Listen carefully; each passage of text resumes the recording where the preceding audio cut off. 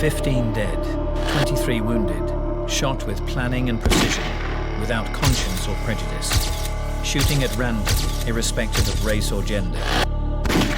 Their victims were young, old, black, white, male, female.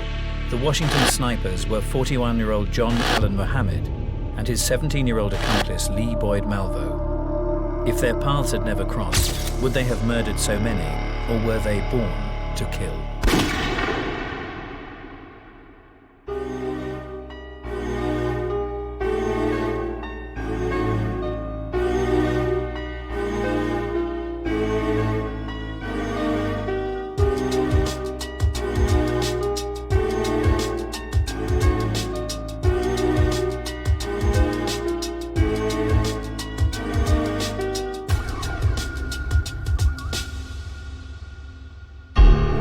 October 2002, ordinary Americans feared for their lives, too frightened to put petrol in their cars or let their children play outdoors. For 23 horrific days, a series of random sniper killings terrorized Washington, D.C. A walk down the high street would be a gamble with life and death. These two individuals were cold-blooded murderers. They didn't care about who they killed. No one really expected that it would be a man and a boy working together as a sniper team. Well, I think people began to be scared when they realized that the shootings were random. You had to come to grips with the fact that there could be somebody pointing a gun at you as you sat in your car. They were just picking people at random. If you were out there where they could get to you, you were gone.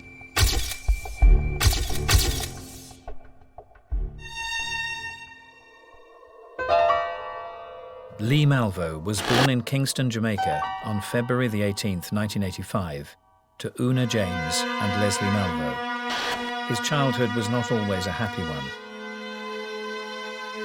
Dewey Cornell was Malvo's court-appointed psychologist. He spent 53 hours with Malvo, trying to understand his motivation. In many ways, Lee's childhood was sort of the perfect storm for what was to come. He was treated very abusively by his mother, who insisted that he obey her. She would beat him if he was disrespectful, if he didn't do a good job washing the dishes, if he didn't do his chores. Then she left him. And she left him repeatedly to take jobs in other places, and would come in, move him to a new place when that place wasn't working out or when they hadn't paid the bills, and then she would disappear again. And each time this happened, he had a mixture of sort of distress and anger and resentment. He threatened to kill himself to try to convince her to stay with him. And throughout his childhood, teachers and neighbors, people observed how much this little boy seemed to want to glom on to a father figure. Malvo's partner in crime was 24 years his senior. Born in New Orleans, John Williams changed his name to John Muhammad when he converted to Islam in the mid-80s.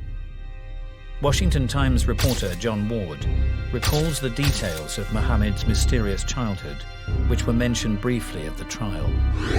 He was very affected by his mother dying when he was very young, and he was also picked on a lot as a kid by relatives. And I think he went through his entire life feeling like he was never recognized for his potential, he was never recognized for his talent, and he could have been something a lot greater than he turned out to be. John married Mildred, his second wife, in 1988. Together they had 3 children. Those who knew him felt that he was a good father. Mechanic Robert Holmes met John in 1985 during their stints in the Army at Fort Lewis. Everybody thought it was the perfect family, you know. And she came up here, they ended up getting married, and then little John was born, and subsequently 2 daughters afterwards. But, I mean, he was always a little bit of a womanizer, but at the same time, he took care of his family. I'd say he was a disciplinarian, same way as I am with my child. I mean, but it wasn't like abusive, strict. It was more nurturing, you know. I never saw John yell at his children. If there was something that was that he didn't feel they had done right, he would talk to them, you know. And so it wasn't like "Hey, yo!" It wasn't like a scream or anything. I never saw him do that with his children. One person who also witnessed firsthand the love John expressed for his children was Jerry O'Neill, his local barber for over 11 years. John never raised his voice at the kids while they were in the shop. They were always mannerable. They sit, he would speak to them. They say, "Yes, sir," "No, sir," "Yes, ma'am," "No, ma'am." Mildred was a strong woman, too. I saw more of her influence on her family than John. Like I said, John was quiet. He'd come in. Mildred wanted his hair a certain way, and that was it. For most of their married life, John was a combat engineer in the National Guard. When he was away, he desperately missed his children. He didn't like being in the military. It was something that he had committed himself to doing. And at the time, I think it provided a living for him and his family, and that's what he did. He learned how to fire a weapon. He was highly trained in sniper tactics. His experience in the Gulf, we don't know exactly what that did to him, but again, there was talk of neurological damage from chemicals, and his wife, when he came back from the Gulf, said that she noticed a change in him, that he became angrier and darker. On leaving the military, John began to feel bitter towards his country and the army. This would eventually turn into angry resentment towards his wife. There was a point when he changed. You know, I mean, like I said, he looked the same. He was always pretty much the same with me, but there was just something about him that just wasn't John, you know. And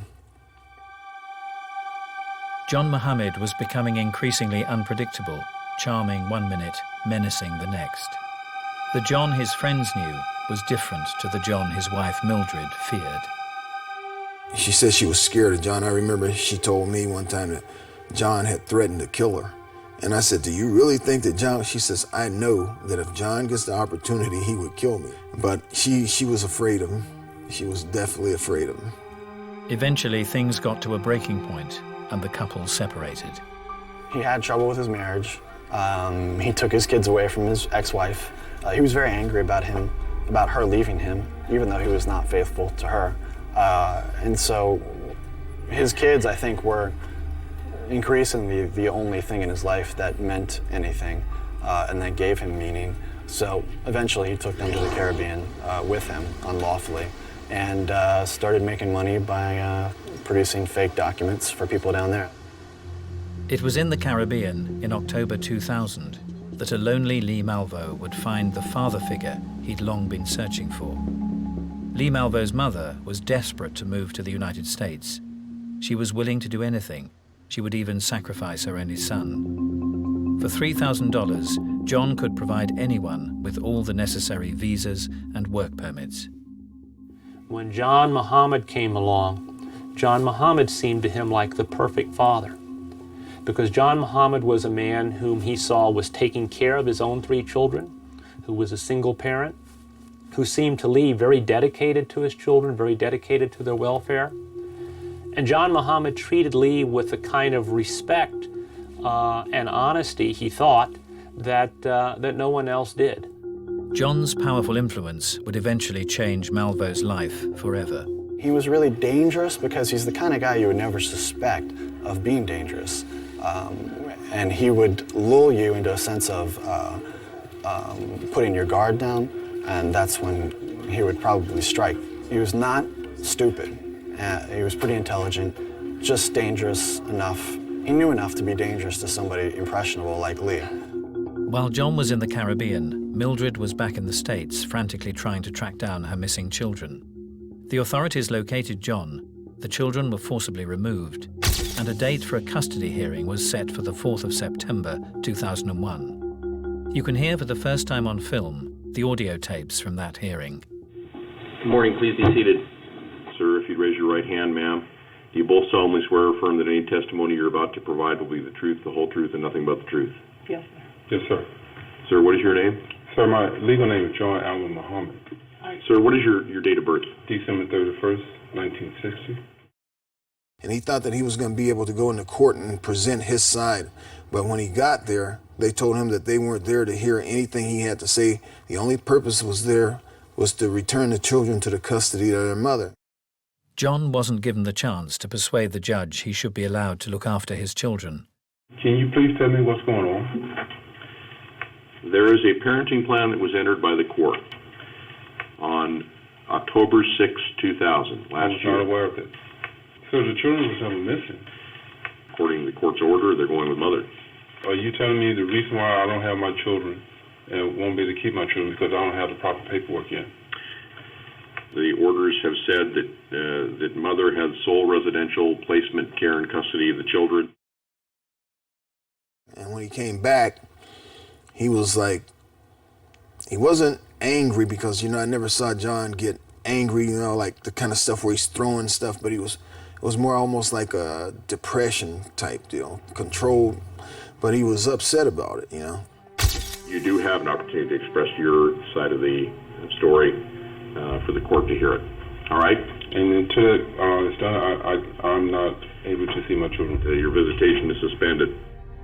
The outcome of the court hearing left John reeling.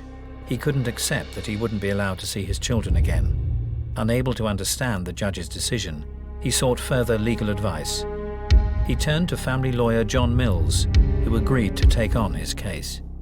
And he was a very normal, concerned father who was disturbed by what had gone on in court, didn't understand what had gone on in court.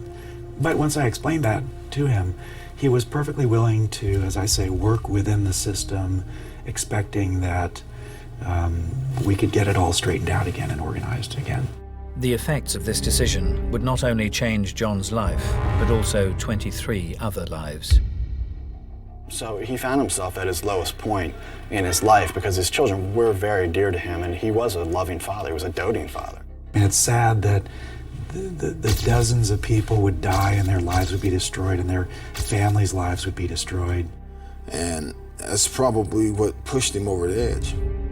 Losing custody of his children completely devastated John. It made him angry and depressed.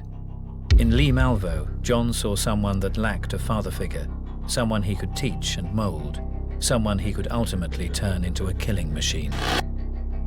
John vowed revenge on his ex-wife, but just how far would he be willing to go? One half of the deadly Washington sniper duo, John Muhammad, lost custody of his children in September 2001. He vowed revenge on his ex-wife.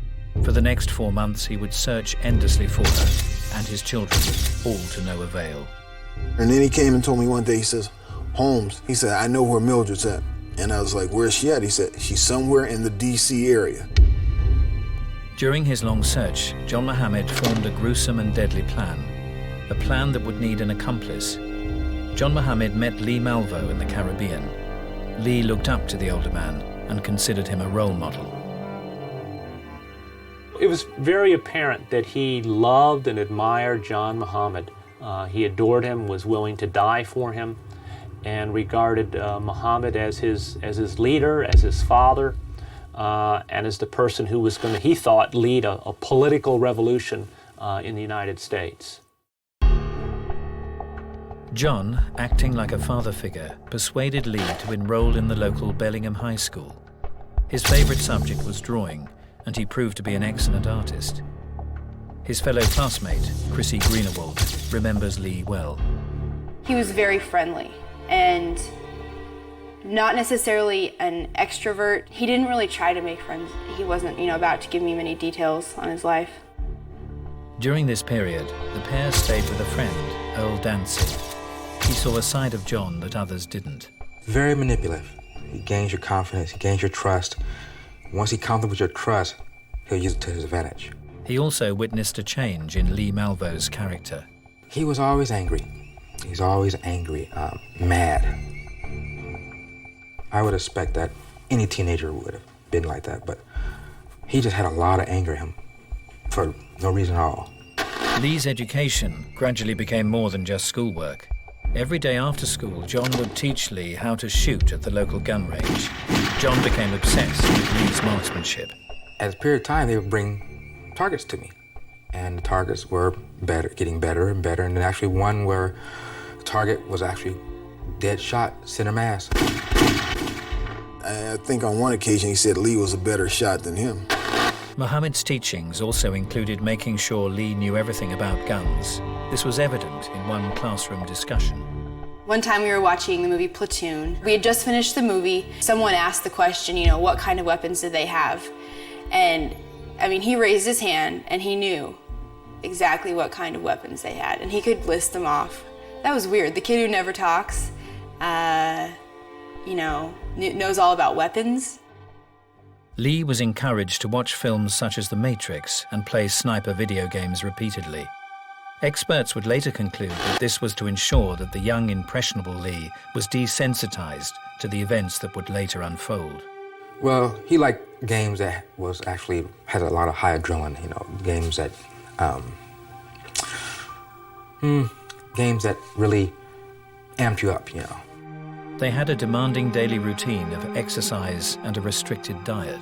They were doing some kind of special diet because they were taking something to like cleanse their body, and they were both eating honey and crackers. They had this belief that you should only eat once a day, that somehow it was more efficient for your digestive system. On February the 16th, 2002, 2 days before Malvo's 17th birthday, John Muhammad gave him his first big test. John was angry with a friend of his ex-wife, Isla Nichols, so he sent his young apprentice to kill her. Lee was not to know that Nichols' 21-year-old niece, Kenya Cook, would be home. On opening the front door, Cook was shot in the face with a single bullet. Lee Malvo had made his first kill.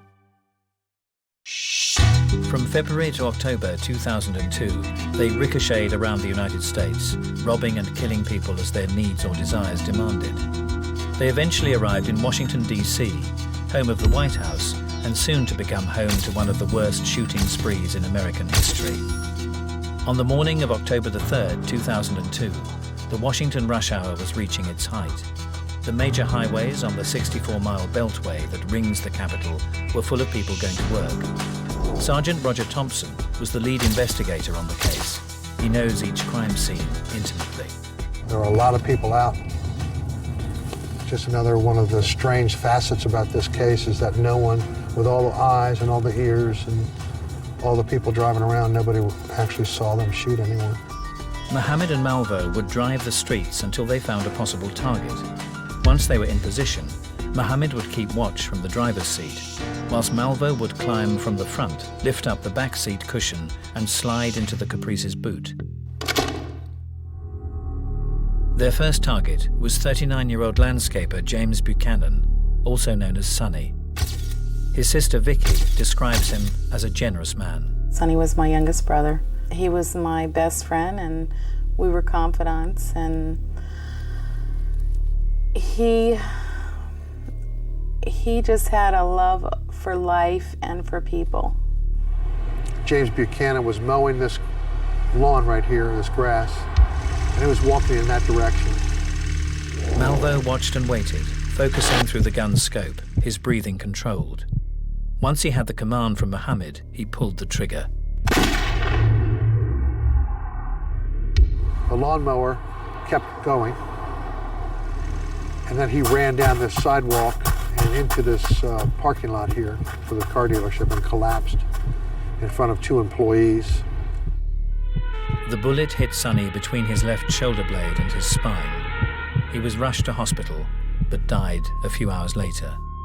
I knew, as soon as I went to the door, she had his license. And I knew that it was like a nightmare, that you don't want to wake up from. But Buchanan wouldn't be the only person to die at the hands of the snipers that day. It was the start of 3 weeks of unimaginable terror. Now here's the mobile station here on the left, and that center island with the two pumps there, his car was facing inward, facing towards the store. He had a car that the gas pump was under the license plate in the back. So he was pumping his gas there, and the shot came from across the street. From the gap in between these two bushes and across 6 lanes of busy traffic, the sniper had struck again. What is wrong? A man has been killed in front of me. I was shot. I don't know. A doctor on the scene tried to revive Prem Kumar Walekar, but it was no use. The powerful .223 bullet ripped through his heart and lung, and Prem Kumar died at the scene. Just 25 minutes later, Sarah Ramos, a housekeeper and nanny, was quietly sitting on a bench reading a book while she waited for her boss to pick her up. The suspect's vehicle was parked here at this particular parking space, with the trunk facing the intended victim and the front of the car facing traffic. While inside the trunk, they only popped the trunk up about this much, and the muzzle of the barrel comes out, and they shot Sarah Ramos, who was sitting there reading a book. They close the trunk, and they back up and drive away, and nobody sees anything. The distance from the shooter's vehicle and Sarah Ramos is about the same as the other ones that we had that morning and subsequent shootings that occurred in the Washington, D.C. area. It was between 80 and 90 yards, sometimes a little closer, sometimes a little further away. The bullet went right through her and went right through the plate glass window of Crisp and Juicy, and we were able to recover a pretty pristine projectile that matched up to the rifle. An hour later, 25-year-old Laurie Lewis Rivera was shot as she vacuumed her car at a petrol station. 12 hours after that, 72-year-old Pascal Charnot was killed whilst crossing the street. 5 people killed, numerous lives altered forever. But it was only just the beginning for 2 men who were on a mission to cause as much chaos and devastation as possible. It left the police dumbfounded and with no answers to give the shattered community. We just didn't know what to do. We did not prepare for what happened that morning. Children were locked in their classrooms and told not to go near the windows. There were no outside activities, no field trips, no sporting events. Life had ground to a halt. Your children are not safe anywhere at any time. Oh, it was very frightening. I remember waking up one morning not wanting to send my children to school. And my husband saying we have to be normal because the more fearful we are, we're going to make them more fearful. The random shootings made people hesitant to perform even the most mundane daily tasks, like buying petrol. As soon as they knew that somebody was shot at one gas station, then when it happened at another gas station, people were doing all sorts of things to keep from being shot. They would go back in their car while the gas pump was going on, or they would try to hide and get down like this to keep from getting shot, and they would look around to make sure nobody was going to shoot at them. Even catching public transport was terrifying. Sonia Wills's son, Conrad Johnston, was a local bus driver who used to escort one elderly passenger onto his bus. Whenever he got to that spot, he would get off the bus and go get her from behind a tree and escort her to the bus, telling her, "Don't worry, you're safe with me. They have to get to me before they can get to you." Dr. Evan Nelson is a clinical psychologist who has evaluated over 400 murder cases. He explains what may have been going through the killer's minds. Clearly, there's an extraordinary degree of planning, and I think that really differentiates this case from other types of murder cases where planning is not the element. The reality is that most murders have about 30 seconds of planning, if that at all. Part of that intense planning was to make use of Mohammed's army training and experience as a mechanic to completely alter their 1989 dark blue Chevy Caprice to suit their requirements. Crime scene expert Ralph Dano gives us an exclusive look at the adjustments they made. The firewall is cut out, which would allow someone to either secrete the weapon or a person to transport themselves from the rear passenger compartment into the trunk. Once backed into position, give a signal or we're ready, the person sitting in this seat could turn sideways, lift the seat up with their hand. The driver could reach back, hold it for just a brief second while the person went down and started maneuvering back. And once he got a third of the way and he could release it and come back up here and just leave his hand here without any common observation. Nobody knows what's going on. You've got the tinted windows.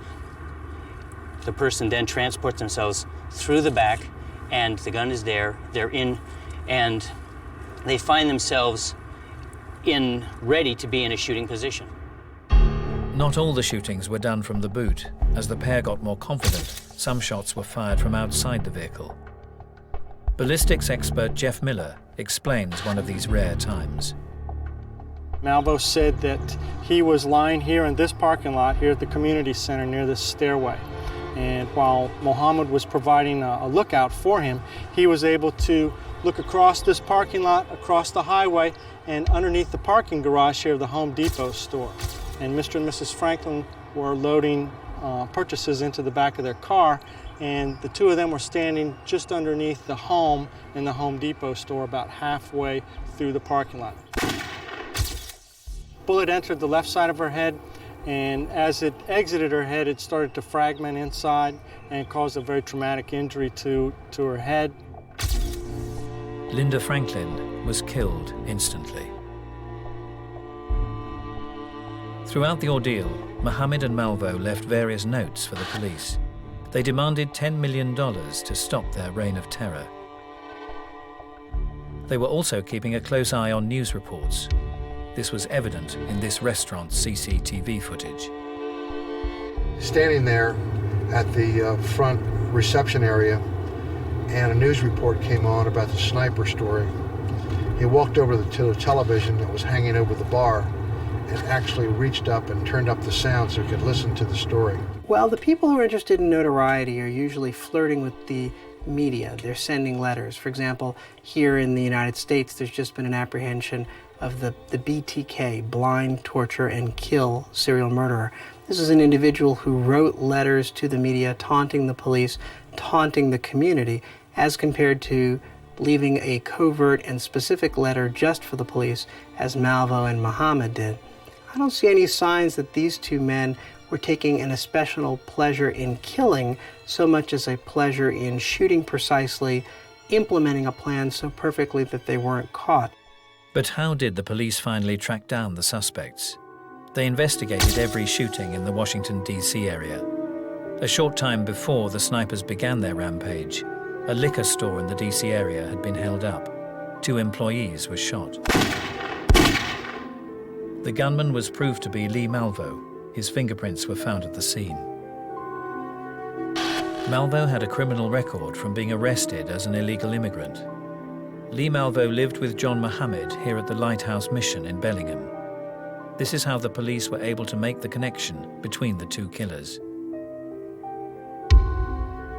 Meanwhile, Mohammed's old army friend, Robert Holmes, was following the sniper shootings with extra interest.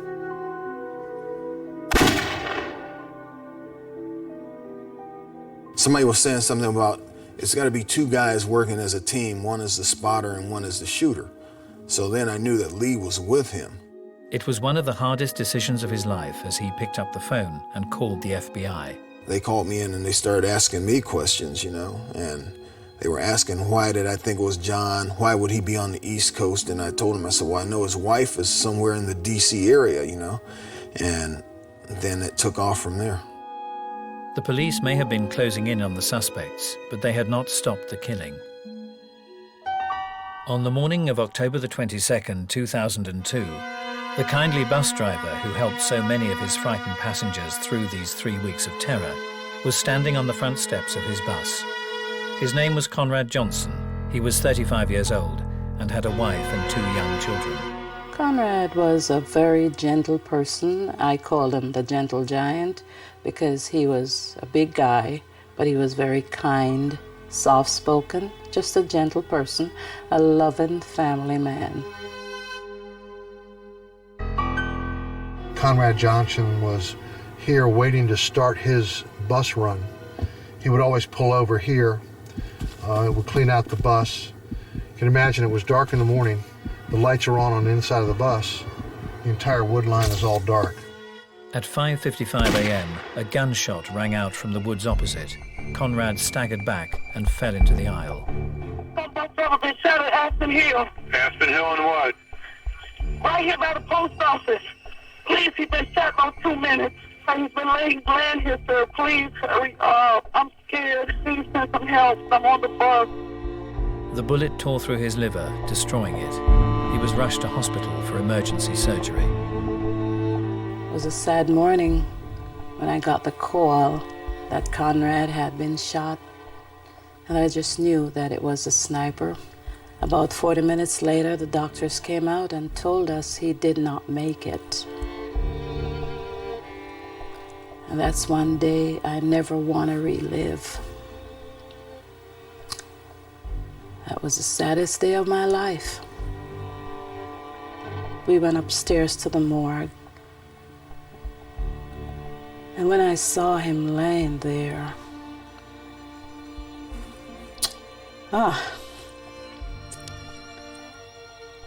it was very, very hard, very hard.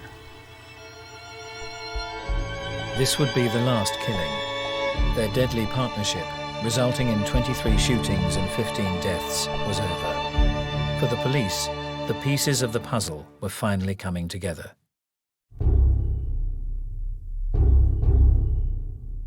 A warrant for Mohammed and Malvo's arrest was issued at 7:54 p.m. At 12:05 a.m., a press conference was held, announcing the license plate they were looking for, NDA 21Z. And so a truck driver in Myersville, Maryland, about 50 miles from here, heard it on the news, wrote down the tag number, and saw the car. And within a matter of 15 or 20 minutes of it hitting the news, we had a spot of the car, and then we went into action. At 3:30 a.m. on October the 24th, 2002, Mohammed and Malvo were arrested as they slept in their car at a rest area on the I-70 highway. It's very surreal. It's like you're living in a tunnel and you're going through the emotions and you're wondering what's going to happen next. And, you know, I think the biggest relief for all of us was when they were caught. For the victims' families, the fact that the men responsible were in police custody helped their grieving process. The almost perfect crime had been solved. People were safe to walk the streets again. But the question remained, what turns two men into cold-blooded killers? The Washington Snippers spent months terrifying an entire community. Finally, after shooting 23 people and killing 15, John Allen Muhammad and Lee Boyd Malvo's murderous spree was brought to an end. They were in police custody. I was just watching the news one day and they said that they had caught them. And I don't think I saw his face. They just said his name. And it kind of just, I was like, well, how do I know that name? Lee Malvo, you know, it's not your most common name in the world. And I just kept thinking, where do I know that from? And it all kind of clicked in my head and I was like, oh my gosh, this cannot be happening. This, you know, how weird is that? Our little tiny corner of the world, this guy was in my class and now he's killed 13 people. Mohammed and Malvo were arrested and their car was thoroughly searched. The police uncovered vital circumstantial evidence. Some of the items of evidence that were collected within the vehicle at the time of the arrest were, for instance, the Sony Vaio computer that was located in the front seat of the vehicle. And there were several items that they had that worked with the computer. They had a solar charger. I don't know how well it worked, but they had one. They also, with the Sony Vaio computer, they were keeping logs and they kind of kept a little bit with track of the areas that they felt were important. Areas that they had scouted out as being strong possible areas where they could wreak the most havoc. They also found maps marking not only the places where people had already been shot, but also where they planned future killings. There were lots of bags of clothing, personal items that they had. They had lots of vitamins, and they were trying to sustain themselves in water. The weapon that was used, the Bushmaster 223, with the halo sight on it, was located within the back seat of the vehicle. The murder weapon was a high-powered Bushmaster's rifle, the civilian version of the military rifle Mohammed knew so well. For the police, this was an essential find. Ballistics would later link it to at least 11 of the shootings. If they hadn't found it, Mohammed and Malvo could have got away with murder. Further proof was mounting. It was Malvo's DNA that we found on the rifle. It was Malvo's DNA we found in the notes. We did get fingerprints of Mohammed and other evidence. The psychological reasons behind this degree of preparation is explained by clinical psychologist Evan Nelson. All of this shows extraordinary planning. They were very careful to set themselves up to do shootings in ways that they could make a quick and rapid exit. They even came back to inspect the scenes while the police were investigating it. This shows an amazing degree of calculation and awareness of the wrongfulness of what they were doing in order to avoid detection, and even a willing to flirt with the possibility of being caught because of that sense of supremacy that they could get away with this. John Mohammed was examined by court-appointed psychiatrists, but the findings were never admitted as evidence in court, so the motivation for these heinous crimes will never truly be known. By attempting to extort $10 million from the American government, one theory is that money was their motive. These two individuals were cold-blooded murderers. They didn't care about who they killed. They killed indiscriminately. They wanted the money, they wanted the fear. There was speculation that Mohammed wanted to kill his wife in order to get his children back. My way of thinking was Mildred was the target in the mission, because if it was just to terrorize people or to kill people even, that could have been done anywhere. If you kill 10 people and she's one of the 10, then it's less likely. I mean, there's still a chance that you're going to get caught, but it's less likely. There's no hard evidence to prove this theory. Yet ultimately, was losing custody of his children the trigger for this series of events? It wasn't like he was a bad character and that all his life he had been doing dirty things, bad deeds. It's just that, you know, like I said, you reach your breaking point, you don't know how you're going to react. And you go over the edge. He went over the edge, and that was the end result. Despite this insight into Mohammed's motivation, it's still not clear why he deliberately set out to convince a 17-year-old boy to take part in his mission. I've evaluated literally close to 200 capital murder defendants and about 400 murder defendants overall. Mr. Malvo is in a class unto his own because of his intellect, because of his verbal skills, because of the fact that he did this killing in tandem in such a purposeful way. And that's really different than the majority of murders that we see that are impulsive, that grow out of being drunk and high and perhaps sexually aroused or being greedy, and somebody wants something in that moment, they commit a murder and then they regret it. Nobody becomes a serial killer or criminal for just one reason. I know there's a lot of debate about nature versus nurture, but even if you ask the question nature versus nurture, you're really asking the wrong question. It's always nature and nurture. At that age, and I remember, or even, I mean, I'm not even that much older than when this happened, but you just want to please the adults around you. You want to do well in all the things you do so that adults, because you're trying to be a grown-up yourself and you want to be accepted by them. And I can completely see why. And he was his caretaker. He had nobody else to take care of him. Lee told his psychologists that if they wanted to understand him, they should watch the film The Matrix. Keanu Reeves' character is chosen by an older, charismatic mentor to lead a revolution against an evil regime that had enslaved humanity. I think there was clearly a sense of him against the system, and that's probably one reason why he identified with the character Neo within The Matrix. And I think that for a young, idealistic 17-year-old, that was a frame of reference he could really buy into. There's pretty strong evidence that repeated exposure to entertainment violence will desensitize young people and make them more likely to think that violence is an acceptable way to solve problems.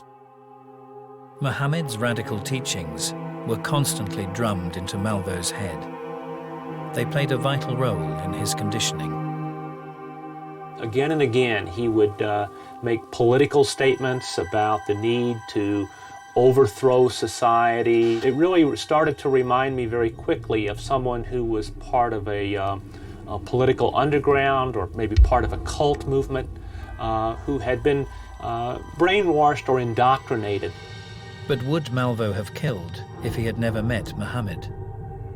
Lee Malvo basically killed because John Muhammad wanted him to kill.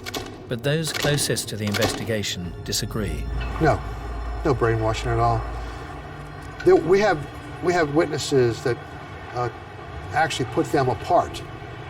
We know where Muhammad is by himself. Malvo is by himself. He had every opportunity to leave. In my opinion, it wasn't brainwashing. This was a case of a young man who was eager to learn things and an older man who was eager to teach. So I think that young Mr. Malvo found somebody who he could idolize and adore and choose to follow as compared to being brainwashed. I'm not going to say he was brainwashed. I don't think he was. And I won't say he was a born killer. And I'm not going to say he was a product of the environment, because I am from Jamaica. All my kids were born in Jamaica. Well, my 3 older kids were born in Jamaica, and they're not like that. Even though Lee Malvo was just 17 years old at the time of the shootings, he faced the death penalty. And it was really the defense team's job to try to explain why Lee Malvo did what he did. And I think by presenting to the jury the evidence from Lee's childhood, from his upbringing, evidence of the influence that John Muhammad had on him, controlling him and indoctrinating him, I think the jury ultimately decided that Lee Malvo did not deserve the death penalty, although he was found guilty and sentenced to life in prison. Dewey Cornell is still in contact with Malvo. He's noticed dramatic changes in him since being away from Muhammad. He really turned from being a kind of a soldier, a scripted, indoctrinated soldier, into being more of a 17-year-old boy. He became more juvenile, more adolescent. His facial expressions changed, his demeanor changed, and we had more of a boy on our hands. The childhood that Malvo had lost was found, but he's now in jail and will never be released. Since his arrest, John Muhammad has remained silent, except for a rare few days at his trial when he chose to defend himself. I was very upset. I was like, he's defending himself. Is he going to be able to ask us questions, on the witness stand? I think the hardest part for probably a lot of the victim's family was seeing him get up and cross-examine at least one of his witnesses. He cross-examined Paul LaRufa, who he had shot in the stomach, and I think that was very difficult for LaRufa to be talking to the guy 5 feet away who had shot him and really, traumatized his life. He said, I was there, I know what happened, and I didn't do it. So it didn't make any sense, because how would you be there but yet not be responsible? It was hard at first. Just sitting there, being in the same room with these 2 people that I know took my son's life. It was very hard for me. I had to sit there for 2 weeks or more with Muhammad, looking at him, but he never looked at you. He would never look at you. The police were never able to prove that Muhammad had pulled the trigger in any of the 23 shootings. He was prosecuted with what was called the Triggerman's Statute. That states that if the suspect was a direct helper or causing agent for the shootings, he should be held responsible for them. The rifle had given him power over life and death, and over the needy teenager he found in the Caribbean. He's currently on death row in Virginia. I'll be very happy when this world is rid of them.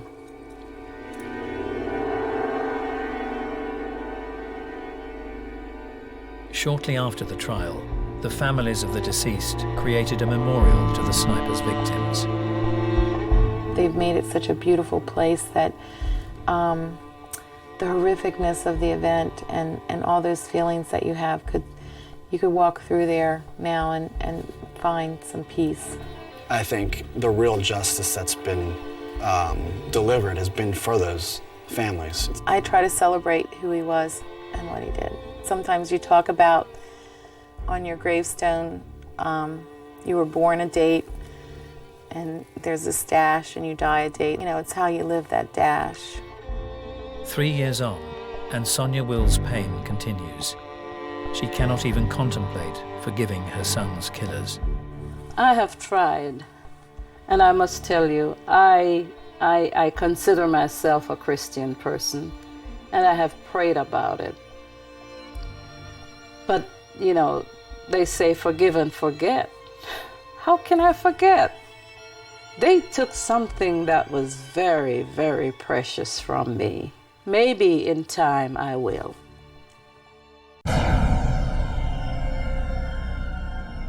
He was kind, thoughtful, friendly. Pathological liar. At the time, one would have said an answer to prayer, just what we needed. Access to death-dealing drugs. Always well-mannered, very polite. Perfect predator. Good company outside and extremely popular with everybody. Trust of the victims. He was a nice guy. He was a good guy. Perfect killing machine.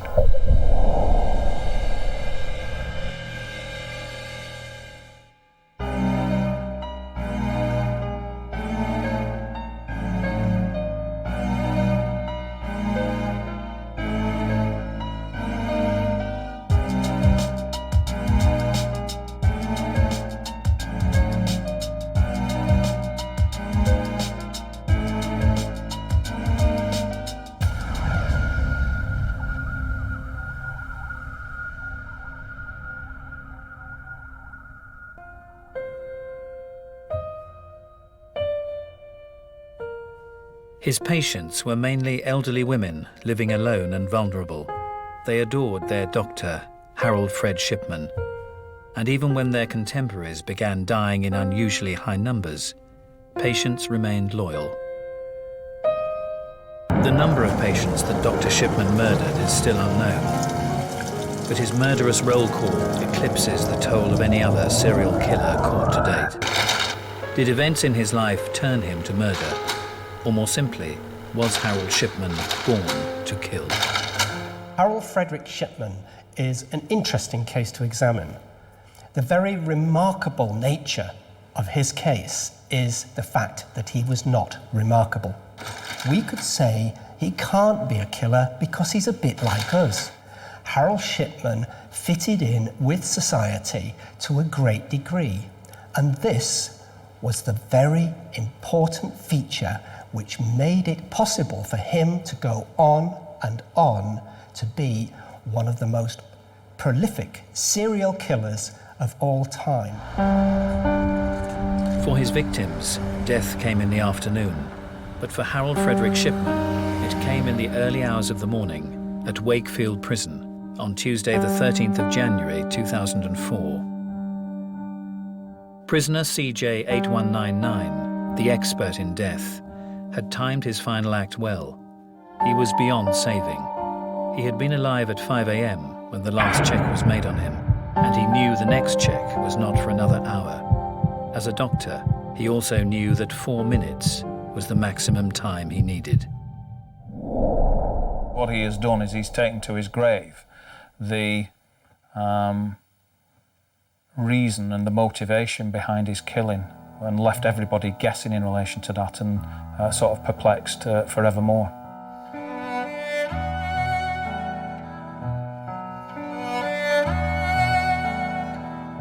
His suicide caused shockwaves through Hyde, the town in Greater Manchester where most of his victims and their families lived. Hyde was such a lovely town. It was a proper old-fashioned traditional community where sons and daughters still lived on their parents' doorsteps, and they all lived near each other and they all understood each other. It was a very close community with a warm heart. So for Shipman to be able to kill so many people in such a small, safe community was doubly devastating. Over the years, doctors, funeral directors and even pharmacists had raised suspicions about Dr. Shipman, but such worries were swept under the carpet. I found out that the police had actually investigated Shipman before in March 1998, quite soon after breaking the story. I spoke to Dr. Linda Reynolds, and she was the GP who courageously went to the local coroner, John Pollard, and told him that she was worried that Shipman had killed his patients. On that basis, I then instructed the police to make an investigation, and that is what has now been referred to as the failed investigation, because the police came back to me about a fortnight later and said they'd investigated and quite frankly they could find nothing wrong. The fact is they came back to Dr. Linda Reynolds and told her she was mistaken, that Shipman was a pillar of the community, and she must be careful what she's saying about such people. And Shipman went on to kill 3 more women after that. Dr. Shipman might have carried on killing for years if it had not been for the suspicious death of Kathleen Grundy on the 24th of June 1998. The last person to see her alive was Dr. Harold Shipman, when he'd gone to her home to take routine blood samples. When Kathleen Grundy died, she left a will. That will was made out in favour of Dr. Shipman, but her daughter, Angela Woodruff, got this copy of a will, and she was absolutely astonished, because if you look at the actual will, it's so amateur. If you've got to forge a will, then you get about 2 out of 10 for forgery. It simply wasn't very good. Kathleen Grundy's daughter believed that the signature was not actually her mother's, so consequently the document needed to be examined. The officer who was given the case to handle started talking to a couple of people he knew, one of them being the local undertaker, Alan Massey, who said, well, I've been really worried about the number of cremation certificates. I've mentioned it to people before, they've taken no interest, but there's so many of them. There was the fact that Shipman's fingerprint appeared on the will, when in actual fact in interview Shipman denied that he'd ever seen the will. The fact that Shipman actually owned the typewriter that the will had been typed on, and that in interview he suggested that Mrs. Grundy used to borrow the typewriter. But he couldn't suggest to us who had returned it to him after the will had been prepared. It was decided that Kathleen's body needed to be exhumed and forensically examined to discover the true cause of her death. The investigation into Kathleen Grundy's death was undertaken in the knowledge that there had been an earlier investigation into Dr. Shipman's activities. That had involved 19 deaths. About a fortnight into the inquiry, there was interest from a local newspaper. My news desk at the Manchester Evening News was tipped off about the death of Kathleen Grundy and the fact the police were investigating her GP. I rang the police and they didn't want to comment any further. The police decided that the families of the 19 people who died should become aware of the re-investigation before the story broke. I then went into Hyde to find out more about the case from the people who knew Kathleen Grundy. Almost immediately I bumped into 2 old ladies and they said, "Oh, you mean Dr. Death, dear?" And I said, "I beg your pardon." And they said, "Well, they say he's a good doctor, but you don't last. Lots of old ladies have died with Dr. Shipman." Family members then told us very similar stories to the story that we had already uncovered in relation to Kathleen Grundy. That is when I started to realise that this was much bigger than one death that Dr. Shipman had been involved in.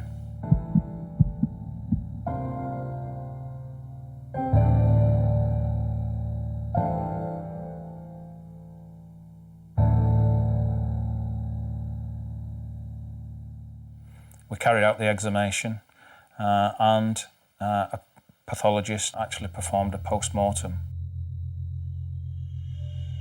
Shipman, of course, had certified the death at the time it had occurred as being old age. He could not confirm the cause of death that Shipman had put, and consequently we sent samples off for analysis. There were levels of diamorphine in the body of the deceased which were sufficient to have led to her death. Of course, Mrs. Grundy had not been suffering from any serious illnesses that required her to be administered diamorphine. At that stage, I was totally convinced that they were on to someone here who had committed many heinous crimes. The community were absolutely wholeheartedly behind Dr. Shipman at this point. He'd groomed that community so that they truly believed in him and thought that he was looking after them, when in fact he was killing them by the hundred.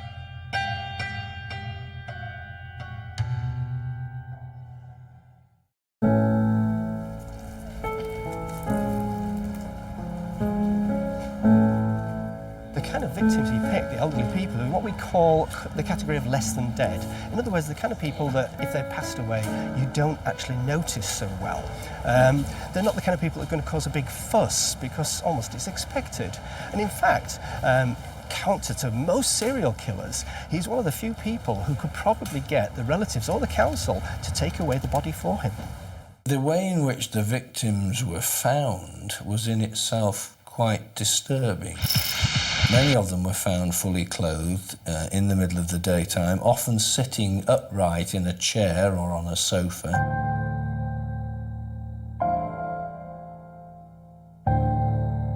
In some of those cases, Shipman had actually certified on the cremation form that he'd carried out a full external examination of the body, and yet the victim was still sitting there, fully clothed, shoes on, the sleeves buttoned down to the wrist, dresses that buttoned to the neck. Well, how you can carry out a full external investigation in those circumstances, I just don't understand.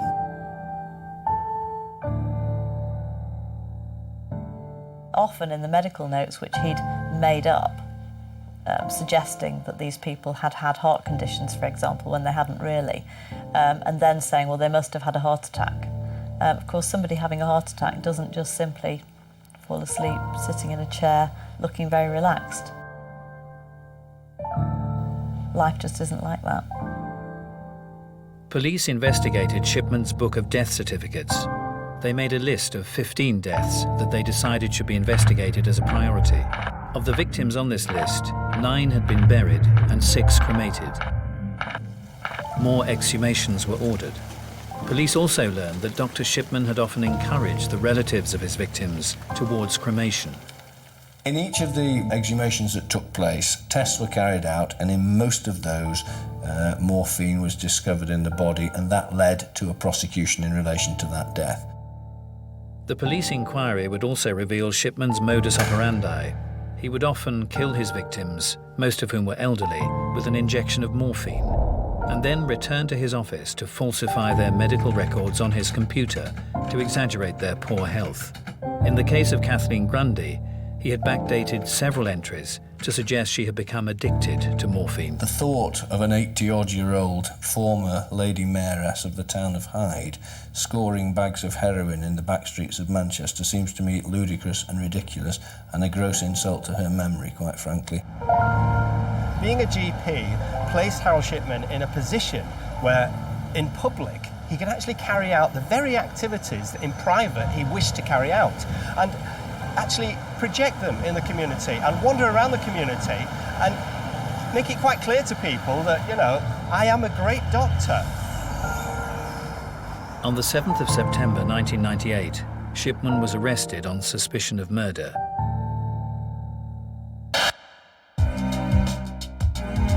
Who was the real Dr. Shipman? What made him a monster? In order to actually find out about this actual behaviour and how it developed, we have to look back in time very closely at his childhood and even beyond. In September 1998, Harold Shipman was convicted for 15 murders. The Shipman inquiry now documents that he killed 284 people over a period of 30 years before he aroused suspicion. However, no one really knows the true number of his victims. The Shipman case is unusual. There was no highly publicised trail of bodies, no madman on the loose. Until Shipman was arrested in connection with the Kathleen Grundy case, no one could have known just how many murders had taken place. If we wish to find out whether Harold Shipman was in fact born to kill, we need to examine early childhood, looking for patterns of behaviour which would indicate that they carry traits, that their temperament is different. With Harold, we realise that on the surface, it seems like a very ordinary childhood, a very ordinary background. But if we dig deeper, we know that there are going to be clues as to why he ended up where he did. Harold Frederick Shipman, nicknamed Fred or Freddie, was born into a working-class family on June the 14th, 1946 in Nottingham. He was a distant and slightly aloof child, maintaining a distance between himself and his contemporaries, mainly due to the influence of his mother, Vera. I think his mother certainly encouraged him to not the path of righteousness, but she thought Fred was special. She wanted him to be special. And now he was the middle child. The elder sister, Pauline, left school at 15, was no great academic. His brother Clive wasn't as bright, his younger brother. But Fred brought up in a decent and fairly new council estate in Nottingham, passed his 11 plus, got into the local grammar school, High Pavement, which was extremely prestigious. To do so, he studied hard. He didn't mix very much with local kids. And his parents, like my parents, like lots and lots of other working class parents, would have been so proud. Our boy is going to the grammar school. Shipman's school days at High Pavement were largely unspectacular. Like so many other grammar school entrants, he went from being one of the bright kids at junior school to being run-of-the-mill amongst so many other clever boys. Fred was very serious, and I think it may be that he had to work harder than most. And I know he had a real respect for his family, and I think he thought that they'd made an effort, his parents had made perhaps a sacrifice.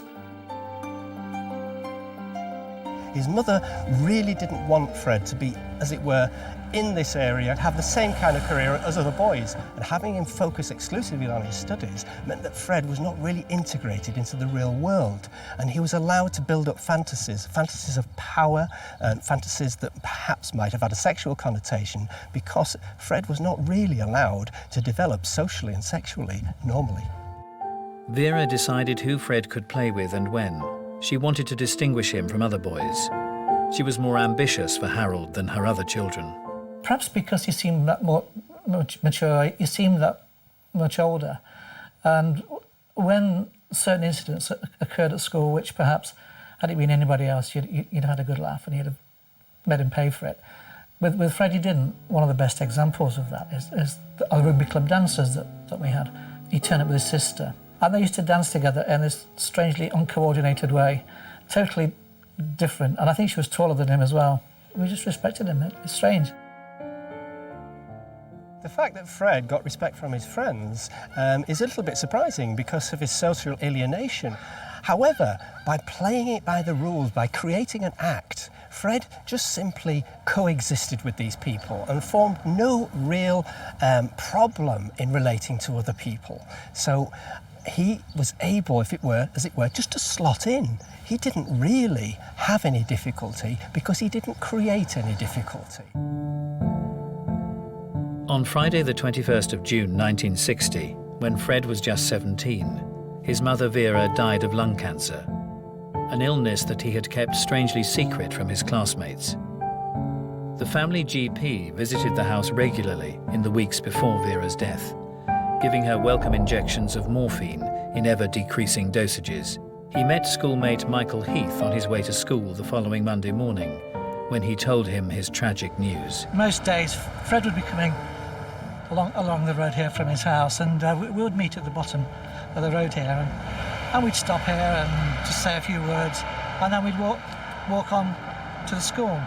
And it was on one of those mornings, Monday morning, when I met him at the point just there and just asked him what sort of weekend he's had, and he said, my mum had died. His mum had died, and you know, that's quite a shock, really. Fred never said anything to me other than once on a bus, I seem to remember him saying, "My mum's not very well." But that could have been that she'd got a cold. That must have been terrible. What did you do? How did you cope? And he said, well, I put my gear on, went for a run, and he ran in the pouring rain, so he must have been absolutely saturated. He grieved in a very strange way. He ran for miles and miles and miles, all through the night, in his school running shorts and T-shirts, and it was quite an amazing thing. He just seemed the same as he did any other day, but he must have been going through hell for weeks, months before. Fred would be the one who sat with her and waited for the doctor to come round and to give her an injection of morphine. And he was at her bedside when she died. And that was a moment that obviously impacted on him greatly. Here's the school gates, what was the school. There's 10 minutes on that particular morning that he told me that his mum had died, but awkward, to say the least. And I must admit, when we arrived, it was a bit of a relief for us to go our own separate ways. It's interesting that he'd shown no interest in medicine or said he wanted to be a doctor until after his mother passed away. Many have drawn the comparison between Fred's experience of his mother dying under morphine and his later use of morphine to actually execute the old ladies. Now, there has to be a connection, and very few people have actually drawn why one leads to the other. If you look back in Fred's history, he constantly used exercise. Exercise generates what we call endorphins. Endorphins are extremely powerful opiates, 100, sometimes 1,000 times more powerful than heroin. Now, Fred was accustomed to this, if you like. When his mother passed away, he experienced what many people experience when a family member finally passes away after a grueling period. He felt relief. He felt a certain lifting. And this experience was then compounded because he went out for whatever reason and ran all night. And that extra opiate running around his body will have given Fred a euphoric high. Hence, this situation was likely to be repeated and give him pleasure in the future. Fred failed to get the grades he needed to study medicine at Leeds Medical School. Common with many serial killers with lower self-esteem. They always aspire to be better than, they want to be up with their peers. They envy their peers. Kenneth Bianchi, the Hillside Strangler, always wanted to be a cop. Everybody, all his schoolmates were all succeeding round him with good grades. He was a failure. They're always scrabbling to get out, scrabbling to get somewhere. After resitting his exams the following year, he was eventually accepted into Leeds Medical School in 1965. Did Shipman decide to become a doctor to save people, or to have the power to kill them? When Shipman first went to Leeds, he regularly got a bus into Leeds every morning, and on that same bus there was a young girl called Primrose Oxtoby, who, like Shipman, had had a rather austere upbringing. She left school at 15 without any qualifications, and she got onto an art and design course at a college in Leeds. And on that bus was they're very good looking at the time, Shipman, and they hit it off. But very quickly after meeting, after about 6 months, she was pregnant. Shipman was careless, reckless for the first time in his life. They got married at a register office. There isn't even a photograph in existence of that wedding. Shipman qualified from Leeds Medical University and went on to Pontefract General Infirmary to train as a junior doctor. After 12 months, he was duly licensed to practice medicine. According to the Shipman inquiry, this was where his first recorded murder took place. The Shipman inquiry found that he killed a 4-year-old girl, for example, and she was very, very ill and dying. And her mother left the room saying, please be kind to her. And he took that as his cue to kill her. He might have pretended that that was euthanasia and that he was doing that child a favour, but he wasn't, because that child didn't die in her mother's arms. Her mother was having a cup of tea in the hospital cafe. So I think even then he had a very cruel streak that wanted to end lives, come what may. It is absolutely uncertain exactly when Harold Shipman began to kill people. It may have been the case of the 4-year-old girl, but we do know that as he approached that time, Harold will have had some swelling and some strangely unexplicable, pleasurable feelings that were probably associated with the event with his mother And he would suddenly start to feel he was in that powerful role, that controller of life and death. In a way, it harks back to that very moment when he thought he should be that GP by his mother's bedside. By 1974, he was a father of two and had joined a medical practice in the Yorkshire town of Todmorden. In this North English setting, Fred seemed to change character. He became an outgoing, respected member of the community in the eyes of his fellow medics and patients. But moving into general practice as a junior partner was clearly very attractive, and he went and worked at the Abram Ormerod practice in Todmorden, where there was illness among the partners, and Dr. Michael Grieve welcomed him with open arms. He was extremely good, almost manic in the way he carried out his duties, and brought us all the latest techniques and kept us very much up to the mark. He was really, at the time, one would have said an answer to prayer, just what we needed. The doctors did not choose their patients. The patients chose the doctor that they liked. And Fred had quite a devoted following who felt that he was the bee's knees and would do the best for them in all circumstances. Harold Shipman underwent a metamorphosis. He changed from being the very asocial mummy's boy who didn't really get on very well with people into a GP who would establish himself in this area and find that suddenly he could relate to people and grow, if you like, as a pillar of the community. However, Harold Shipman did have a different agenda. But the staff in the medical offices where he worked saw a different side of the young practitioner. He wouldn't delegate, he wouldn't let the nurses give injections for him, for instance. He wouldn't let the pathology technicians, when they came out once a week to take blood samples for patients. Now, Fred would insist on doing all these himself. Nobody had any idea that he was guilty of any kind of malpractice, although it would emerge later in Todmorden that there was an instance where 3 patients of his died in one day. And for a long time, one of them, Eva Lyons, was thought to be his very first victim.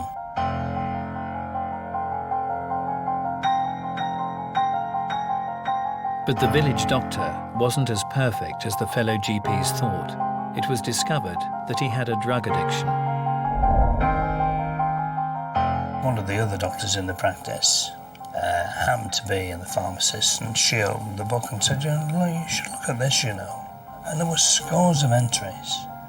And he'd amassed huge amounts of pethidine, clearly not for patients, but for himself. Well, he said he was addicted to pethidine because they were told you shouldn't give your patient anything that you haven't tried yourself. And finding that it sustained him in his manic state, because he was quite manic in what he would do. He'd take on these enormous loads and get through them. And perhaps the pethidine was what enabled him to do it. And he was told, sorry, Fred, you'll have to go. And he booted his medical bag across the surgery where they sod you then. And off he went. He thought that I was the devil incarnate. And I never spoke to him again. It is that point when a serial killer is confronted with the obvious, they retreat, either with the excuse, society's fitted me up, it's not my fault, or they explode. And that's what Shipman was basically doing. How dare these little doctors, these little people, these people that are lower than me, how dare they question me, how dare they? Because he believes, he's got this thing, how dare they? These people are much lower than me. My mother's always taught me this way, how dare they interrogate me, who are they? Shipman was ultimately forced out of the practice and into a York drug rehabilitation centre in 1975. 2 years later, his many convictions for drug offences, prescription fraud and forgery cost him a surprisingly low fine of £600. After about a year or so, he saw an advert for a junior partner in a practice and hired, and he applied for it. And when he went there, he was totally open about his previous drug habits and said, look, I'm completely clean, I was under enormous stress, the General Medical Council is going to allow me to carry on working as a doctor and I'd love another chance. And they believed him and took him in. In 1977, he was accepted to practice in the Donnybrook Medical Centre in Hyde, and it was here that he felt free to kill. You know, Hyde's not a very big town, and obviously we had a shop. We knew lots of people that were Fred's patients, and everybody seemed to have the same opinion that he was a caring guy. You know, he just seemed a normal guy. Again, he played the role of the dedicated, hard-working and community-minded doctor, highly respected in the area and making many friends. We went to a couple of social functions with them. They were good company outside and extremely popular with everybody that was there, giving the impression the guy was just a normal guy, you know. Harold Shipman found it very much more comfortable to kill and be in Hyde. Hyde was a fairly small, naive community where he would be accepted, this, you know, tweed-wearing, friendly, local GP character. Harold Shipman had what we call career development as a killer. He had actually developed as a killer to the stage of being Dr. God.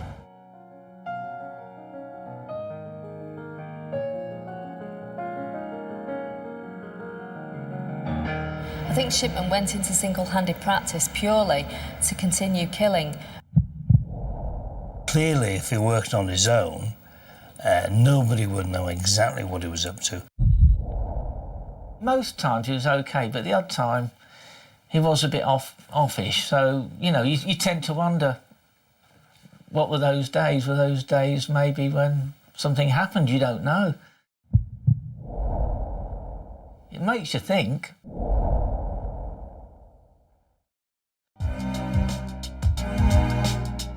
Because of the nature of the Shipman case, it may never be possible to document the exact number of murders he committed. The number and patterns of deaths in Dr. Shipman's practice was examined. When it was compared with those of other practitioners, significant differences appeared, notably that the rate of deaths of elderly patients was disproportionately high. Other variations appeared. Deaths were often clustered at certain times of the day. Patients' records and previous symptoms were mismatched, and Dr. Shipman was usually in attendance. The question remains, why wasn't he stopped earlier? In order to ascertain why Harold did what he did, you have to examine those little chinks, those flaws that show a glimmer under the surface of this projection as the good doctor, as the average man. In this macabre tale, Dr. Shipman's former patients are grateful he was finally stopped. Could they have been next?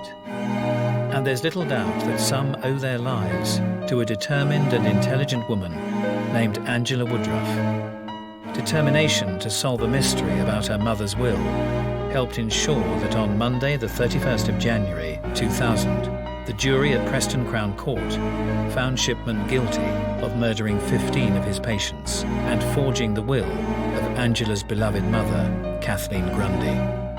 It's difficult to believe that we were friends with Fred Shipman, who was one of the biggest serial killers in Great Britain. But when he's such a normal guy, he just fooled everybody. He shouldn't be playing God anyway. Nobody should be doing that. Many of his victims lived on their own. A lot of them used to regard his visits to them as being something to look forward to. There were many instances of them being dressed in their best clothes, as if they were getting a visitor and it was something to look forward to, and therefore, you know, let's put on something nice because the doctor's coming to visit. That was all part of this great power trip that he was on, that their last words would have been, "Thank you, doctor."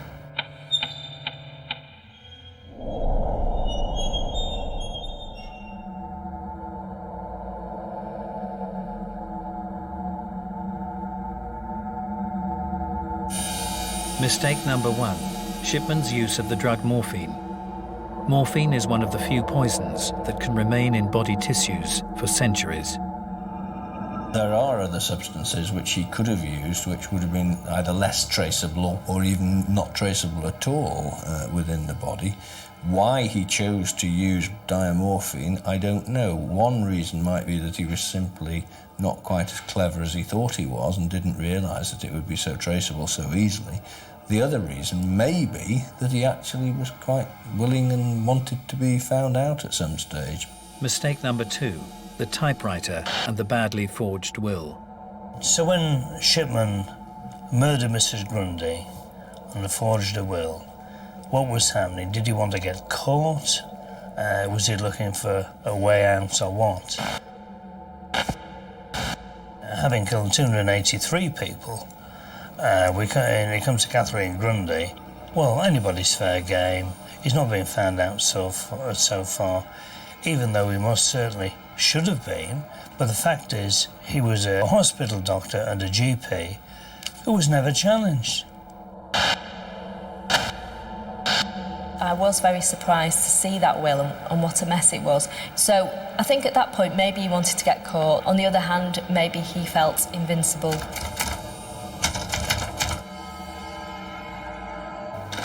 I think that Harold was becoming a little bit paranoid as to whether he was in safe territory, and he was testing the ground to find out whether or not people were suspicious of him, and also to prove to himself that he could talk his way out of this amongst these people that were his intellectual inferiors. His actual reason for doing it, I'm not sure, I must be honest, I really don't know. I think he expected to set the world on fire, but instead he faced a series of setbacks. He got Primrose pregnant while he was a medical student. He became addicted to pethidine and was caught. So in the end, he was quite disappointed with what he appeared to be. He was quite small and lowly, quite a small man. And I think that disappointment fueled an anger and an addiction to killing. Certainly there is grandiosity involved. He acted like a supreme being, a godlike figure who clearly had the power over life and death, and he chose to kill people at a time when he wanted to kill them. So why did he kill? Some speculate he hated older women, citing comments he made about the elderly being a drain on the health system. Others feel he was recreating his mother's death scene in order to satisfy some deep masochistic need. I think his mother's death informed the murders, gave him a theme, but I don't think it's the reason. A lot of people lose their mothers when they're teenagers to cruel and painful diseases, and we don't all go out and start killing hundreds of people. I think he had a personality disorder to start with, but the fact that his mother used to wait for him to return from school, sitting in the window with a cup of tea, and the doctor would turn up and give her a morphine, and that was her relief from the terrible pain of the cancer. I think that was very important to him when he did start killing. The first time that Harold Shipman actually killed someone, it is probable that in his mind there was rising pleasure associated with the incidents of his mother's death. At that point, he will have felt a certain amount of power and control and a certain calmness associated with the euphoria with his mother, and this would have been rewarding enough to propel him forward. But I feel that that form of euphoria, in contrast to many other serial killers, would have died out fairly quickly after the incident. Despite overwhelming evidence of his guilt, Harold Shipman continued to maintain his innocence and shield the motives of his crime, even in prison. When Fred first went into prison, my wife started to correspond with him because, you know, she firmly believed that he was innocent. There are round about 25 letters which were written.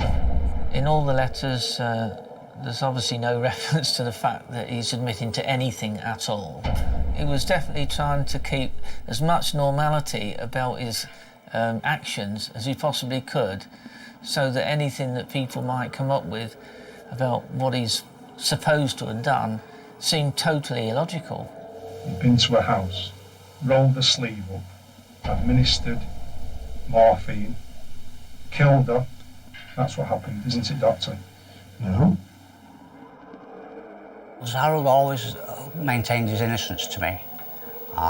He never once, as far as I know, to me or any of the other prisoners, admitted to the guilt of actually murdering any of the patients.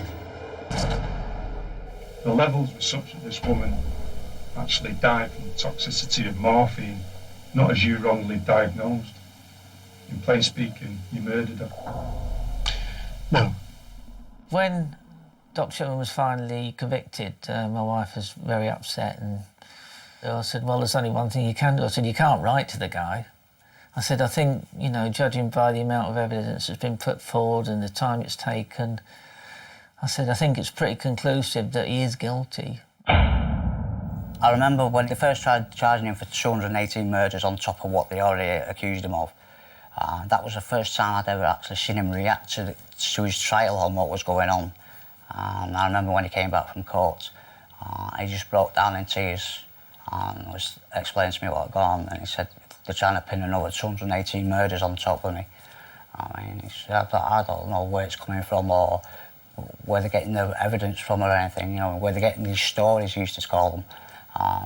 And that was the first time I'd actually seen a reaction from him. He smashed his cell up, basically. He just went berserk. Harold Shipman never admitted to his crimes. Not to prison warders, not to prison inmates. Harold Shipman maintained the act that he'd started in childhood, where he, as it were, acted out the role of a social person, where he acted out the role of the good doctor. He could not, at the end of his existence, change that, because if he had admitted that he had done this, he would unpick and undo the fabric of his entire life, which was built on a facade. In an extraordinary turn of tables, Shipman saved his cellmate's life. I was so scared of being in a cell with Dr. Shipman because of the reputation. The rest of the prisoners used to saying to me, that's that nutter, he's that doctor that's killed all them patients, like, you know what I mean? I was in fear for my own life. So much, I attempted to take my own life myself because I was that much scared, like, you know what I mean? He cut me down and resuscitated me. But after that, we seemed to get on pretty well. If he was so intent on murder, if that was his pleasure, why didn't he leave me to die? Shipman had a particular victim type with a method of killing them that he was comfortable with in locations, again, either the victim's territory or somewhere where he was in control. The guy he revived was most certainly not sick in the clinical sense. He was not the preferred victim type of Shipman, and I think Shipman probably did then the only decent thing he'd ever did is becoming a doctor. Instead of taking lives, he saved one. I'm still confused because, like, I can't understand as a man such as Harold, like I say, to me as a friend, how he could have gone about doing it. All those people, I mean, it's not something, I mean, it's not a natural thing, is it, to take human life? To many of Dr. Shipman's victims, his suicide is a final betrayal.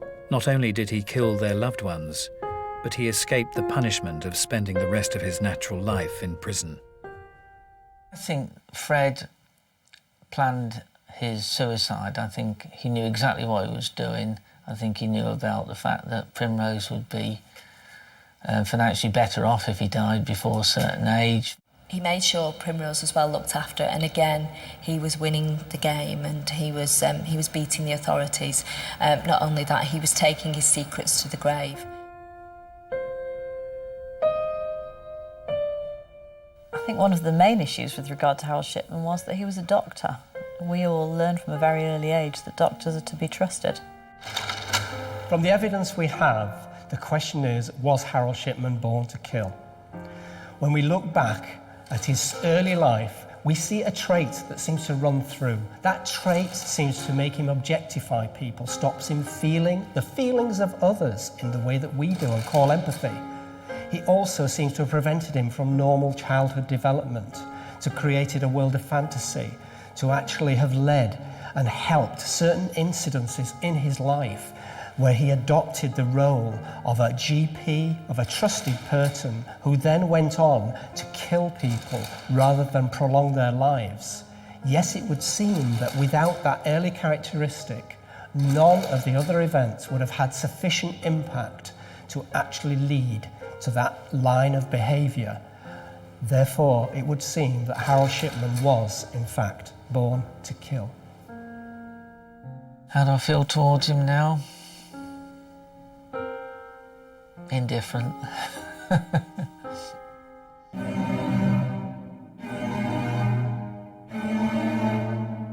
Jeffrey Dahmer murdered 17 young men over 13 years. He would cut open his victims for his own sexual pleasure, preserve their severed body parts, and towards the end eat their thighs, biceps, and hearts.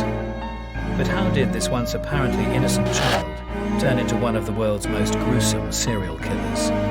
Did circumstance drive Dahmer to carnage and cannibalism, or was he born to kill?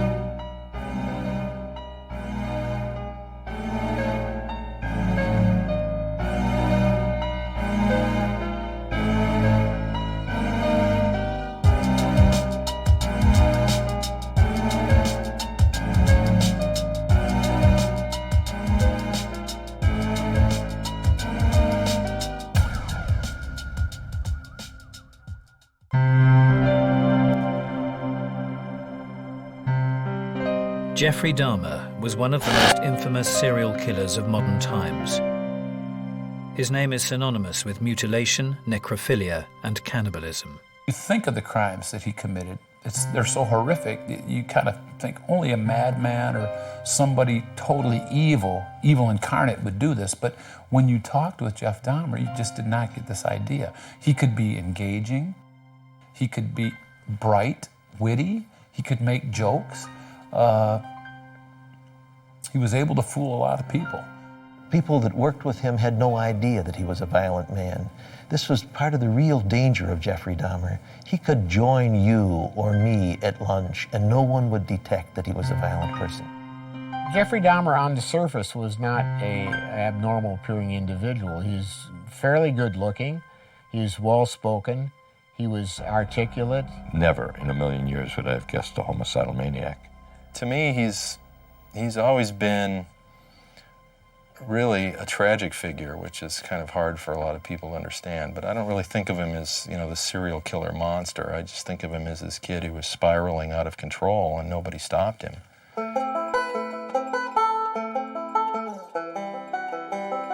Jeffrey Dahmer grew up in the small rural town of Bath, Ohio, a middle-class boy from Middle America. Robert Ressler, an FBI behavioral analyst and the man responsible for coining the phrase serial killers, was called in to interview Dahmer.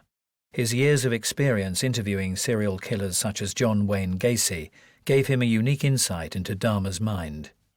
There is no evidence with Jeffrey Dahmer of any severe mistreatment or abuse in his childhood. His mother had a mental problem. She was depressed most of the time.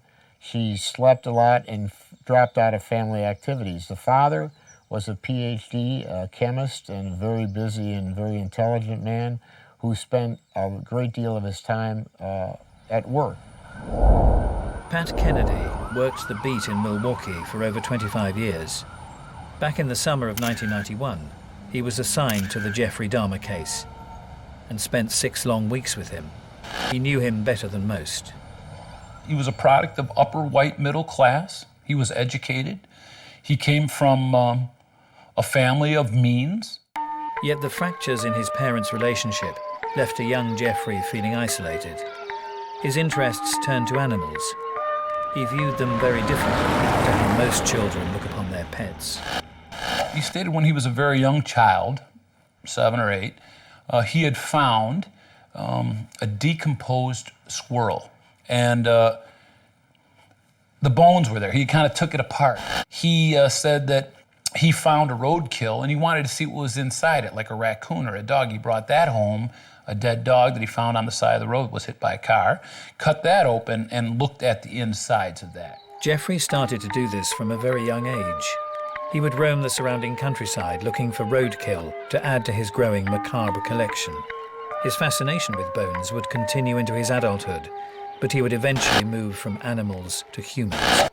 As he got to be about 13 or 14 and he was coming into his sexual awareness, that he had some kissing with another boy in the neighborhood, and he realized that he was attracted to boys. Becoming aroused sexually, and the cutting up of these animals somehow became enmeshed.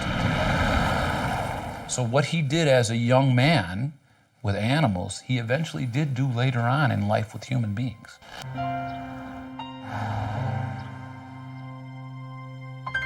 John Backduff first met Jeffrey Dahmer when they were at school together, here at the Revere High School in the mid-70s. John, professionally known as Durf, has since created a comic book illustrating his teenage years with Dahmer. Dahmer? Well, he had a pretty rough time here, as did a lot of us. He was a constant victim of harassment and abuse. He was beat up a lot, especially early on. Later, they sort of got bored with him, but early on, I imagine he had it pretty tough. Dahmer discussed his childhood at length with Robert Ressler. This is the first time these recordings have ever been heard. I was up visiting a friend's house, walking back home in the evening, and I saw these three seniors from high school approaching me in the darkness. And I just had a feeling that something was going to happen. Sure enough, one of them took up a billy club and whacked me on the back of the neck.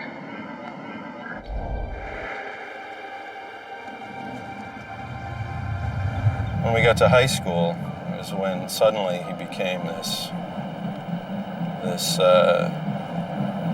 incredible freak, with the drinking and erratic behavior. By this time, Dahmer had discovered that drinking was one way to dull the pain of his confusion over his sexuality and his sinister fantasies. Did you have problems with daydreaming where you didn't concentrate in school? Well, in junior year, that's when I started drinking, so that was a problem, yeah. Were you ever called on the carpet for that? A couple times. Yeah, did you have problems as a result of that? I was punished for it. Yeah. Obviously, someone getting drunk at 7 in the morning is not a good thing. Showing up at school just reeking of booze. Jeffrey was a lonely teenager who kept to himself. When he did become the center of attention, it was accidental. Well, I was on the yearbook staff along with a couple other of my friends. So we would goad Dahmer into sneaking into various photos for the yearbook, and one of those was the National Honor Society, which obviously he was not a member of. And when the advisor caught a look of it as we were pasting it up, he blacked his face out of the photo, which they then ran, which is sort of a symbol of his wasted youth. Just this blacked out face, the boy who didn't exist. Jeffrey's complex character meant that while seemingly happy to fade into the shadows, he also felt a desperate need to draw attention to himself. A bunch of us got together and put a pool in of $35, I think it was, for him to put on a performance at the mall of his seizures and epileptic fits and various acts of weirdness.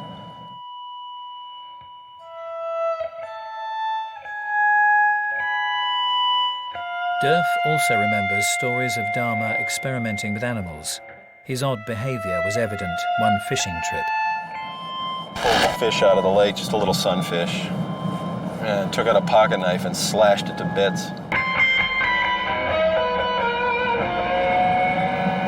And my other friend said, "What the hell did you do that for?" And Dahmer responded, "I just wanted to see what it looked like." As a teenager, as an extension of his childhood fascination of dead animals, Dahmer began to construct fantasies of sex with dead or unconscious men. Dahmer told me that on one occasion he had seen in the newspaper an account of a young man who was killed on a motorcycle. And he fell in love with the individual just from the photograph. He actually went to the funeral home to view the corpse, but he became so aroused that he excused himself into the bathroom where he masturbated. This was also apparent in his fantasy of killing a local jogger. He thought he would wait in the bushes with a baseball bat. This guy would come by and he'd bonk him in the head and he'd have this guy. And he actually said he went out and waited for the jogger one day with a baseball bat, but he didn't come by that day. The breakdown of his parents' marriage meant that 18-year-old Dahmer was left alone with his fantasies. His mom split, and his dad had already left, and he was left alone in the house. But the adults really failed him, there's no question. His parents, his teachers. Were you pretty upset by that breakup? I knew it was inevitable. Yeah. It was pretty obvious. Yeah, I was upset. Yeah. Depressed. Yeah. Nothing I could do. Yeah, for sure. And it was this that led to the death of his first victim. Dahmer told me that one fantasy that he had was that he would encounter a hitchhiker, and he would have a narrow waist, broad shoulders, a bare chest. He would not have a shirt on, and he would have very little hair on his body. He would pick up this hitchhiker, and that they would have a great time together and all sorts of sexual adventures. He was driving down the road, and he saw his fantasy hitchhiker. The subject of Dahmer's fantasy was 16-year-old Stephen Hicks. Hicks was a free spirit who was hitchhiking to a summer festival. This was a common form of transport in 1970s Ohio. Little did Hicks know who he would encounter in this car. He brought the guy home. They had access to alcohol. They were drinking. They got a little intoxicated. But when the guy wanted to leave, Jeff did not want him to leave. He wanted him to stay because he was lonely and also he was intoxicated. He said that when he tried to stop the guy from leaving, a little bit of a wrestling match broke out. And as they were wrestling around, that's when Jeff grabbed a hand barbell and smashed the guy on the head. Now, he said when he hit him, he wasn't thinking, I'm going to kill this guy. I just want to keep him here. Dahmer cut the body up and placed it in black bin liners. He loaded them into his car and was planning to dispose of them when he was stopped by a police officer for a minor traffic offense. As he was writing him a ticket, and came back to give him the ticket for crossing the yellow center line, he, like any police officer, he took his flashlight and flashed inside the car to see if there's any weapons or any contraband, like any good cop. And he saw the 5 bags, and the guy actually said, hey, what's that back there? And he said, oh, that's just some trash I was gonna take to the dump, but I just didn't get there yet. And the cop gave him the ticket for crossing the center line and left. This was the first of the many missed opportunities when Dahmer could have been stopped.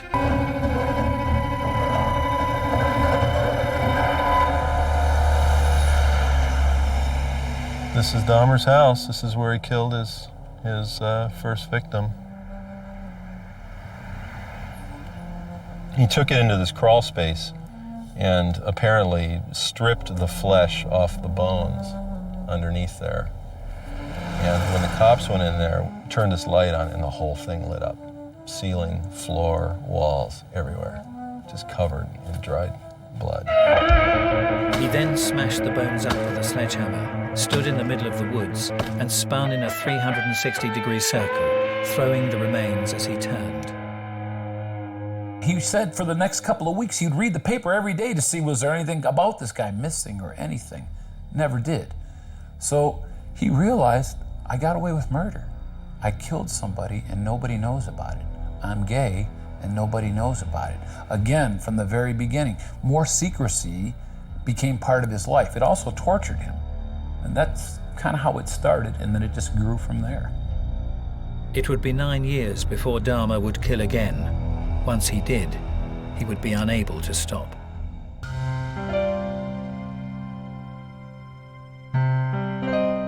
Jeffrey Dahmer began to drink heavily after enrolling in college. His attempt to lead a normal life was not going according to plan. After he had flunked out of Ohio State for being drunk and then got kicked out of the Army, he had a short stint down in Florida Didn't last very long. With no job and no skills, but consumed with a desire to kill again, Dahmer went to live with his grandmother in Milwaukee, Wisconsin, trying to find solace in religion. And he said when he first came to West Dallas, he would go with Grandma to church on Sundays. He tried to read the Bible. He totally didn't do anything homosexual. He didn't try to get involved with any kind of gay stuff. He said he really thought, this is the way to go. Religion is going to be my savior. For a while, Dahmer was able to control his urges. However, this proved to be the calm before the storm. An interesting thing that tipped the balance for him was he was at the Wauwatosa Library. As he was sitting there reading a book, a young man walked by him and threw a crumpled up piece of paper in front of him and walked by. And Jeff took it, opened it up, and inside it said, "If you want a blowjob, meet me in the men's room." Do you think that note throwing thing was kind of a catalyst, kind of a trip off? It seems that way to me. Because that's when everything started falling apart. What did that mean to you? I mean, this. I was just sitting there, sort of throwing out a challenge to whoever, and sure enough, it started falling. You didn't go. You didn't follow the guy. I didn't. You didn't meet up with him. He said that set the stage for seeking more contact from a sexual side with young men, and that led to homicide, and that went on 17 more times. Incapable of relating to people, but desperate for his own brand of necrophilic sexual contact, in 1985, Dahmer started to hang out in gay bathhouses, where he would take his partner to a cubicle and drug them. He was a very selfish lover. He wanted to be the giver. He did not want to be the receiver of homosexual sex. He enjoyed oral and anal sex, but did not want anyone to perform anal sex on him. Sex for Dahmer was a matter of obtaining and exercising physical control of his partner, but when word got around that he was drugging young men, he was banned from the local homosexual hangouts, so resorted to using hotels. Jeff met an individual at a tavern and convinced him to come back where he had a room here at the Ambassador Hotel. And he brought the gentleman back to his hotel, drugged him with the drug-alcohol combination. And then Jeff himself, according to he blacked out. When he woke up in the morning, this person was lying next to him dead, and was beaten about the face and the chest and the body. And Jeff figured that he did kill him, but he didn't. He couldn't remember doing it because he was in an alcoholic blackout.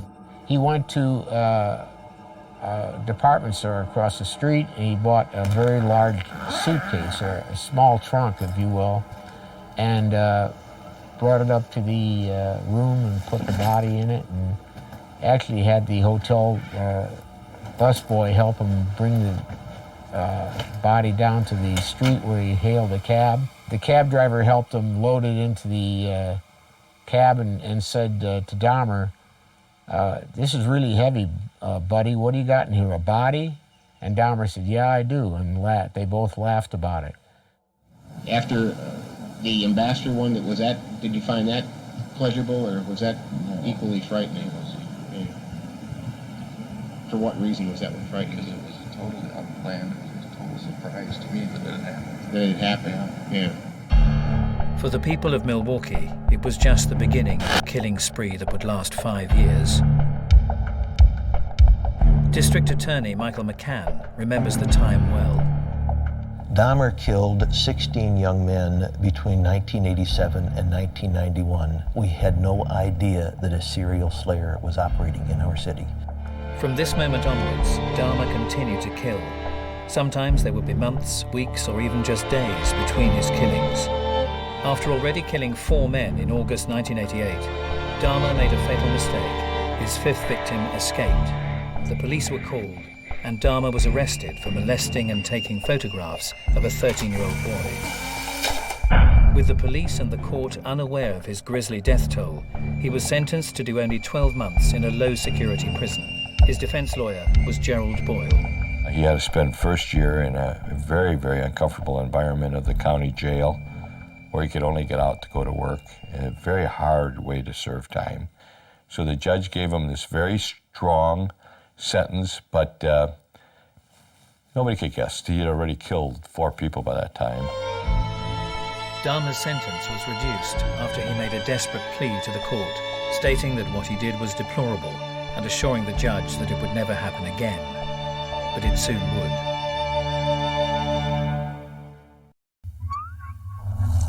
Dahmer needed to get his own place. He moved from his grandmother's house to flat 213 Oxford Apartments. So here's the building where it used to be, and now the city has done nothing with this. Absolutely nothing. It just sits there fallible. Now the building was in this design. It was a rectangle, 3-story, white stucco, 36-unit apartment. Behind this door was a place for Dahmer to fulfill his fantasies and commit horrendous acts on others. A place of death and destruction. He would pick up many of his victims from gay bars. This area here is pretty much where kind of the gay area kind of starts. This place right here, 219, was the place he liked to go for the, they would have the drag shows.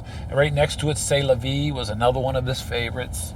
As we go this way, there's a couple. Now, he was considered kind of a honey. I mean, he was a nice-looking guy. I mean, people thought he was nice-looking. And like I said, I wish I could be as lucky with women as this guy was with men. I mean, he got laid a lot. And he didn't kill everybody that he was sexually involved with. Local bartender Tony Timer remembers Dahmer well. Come to the back bar and he'd order a drink and he'd get a drink and he'd go and he'd sit in the corner. He was in his own little world, or like he was always waiting for something, which obviously he was now, you know. It was here that Dahmer met Tony's good friend, Eddie Smith. Eddie was such a wild, crazy person, so you couldn't help but like him, which, you know, Dahmer did. And so they knew each other real well. You know, well enough to make him comfortable enough to go into a house and take photographs. Eddie dreamt of becoming a model, and Dahmer knew all the right things to say.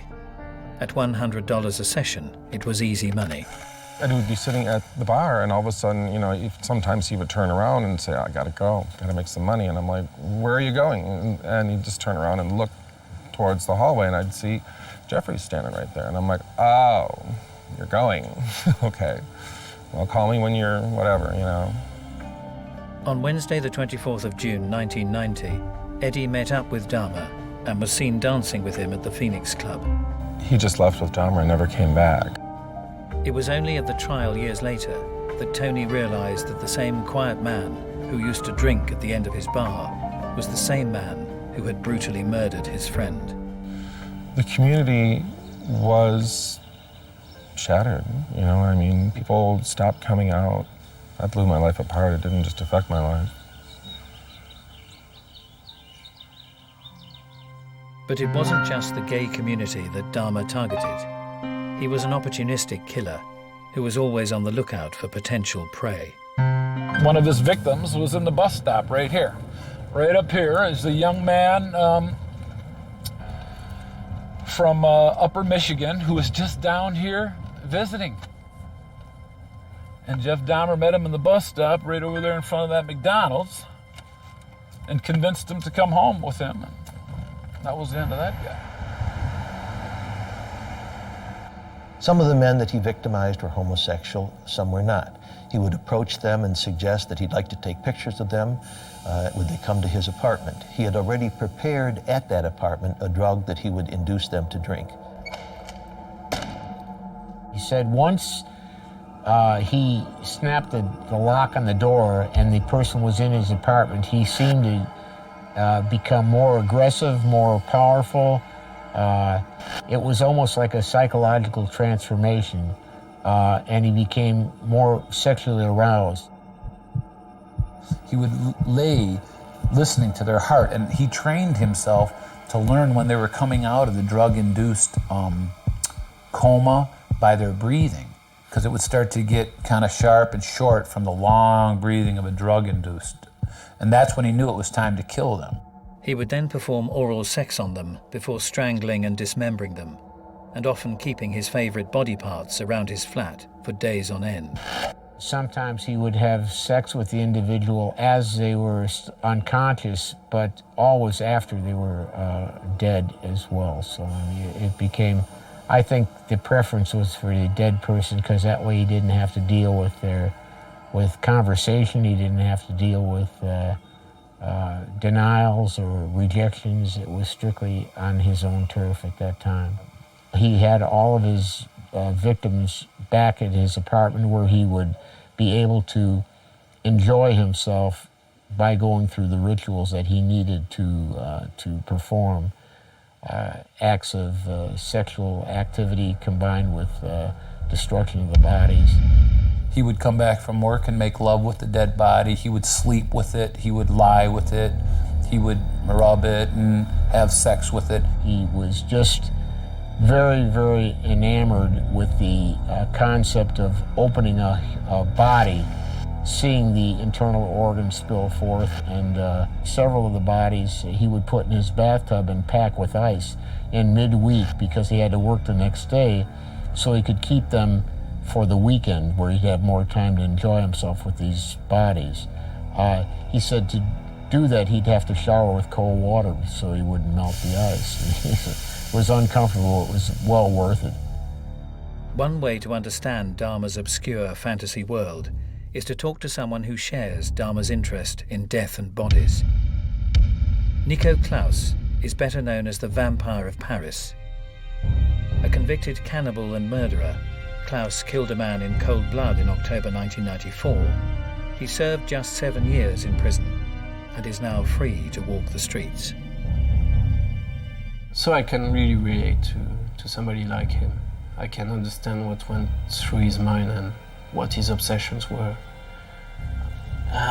He was really concerned with the aesthetics of death, how beautiful they looked like in his eye. This is why he took photographs of his victims. He would pose them in twisted positions. Yeah, what was the idea of the posing there? It was just a way to exhibit control, the way I wanted them to look, and to accentuate the mystique. Keeping these photographs then was important to you as well. I'd use them for masturbation. Yeah, and you had a lot of them. It continued on and grew in momentum, that the passions and the lust became stronger.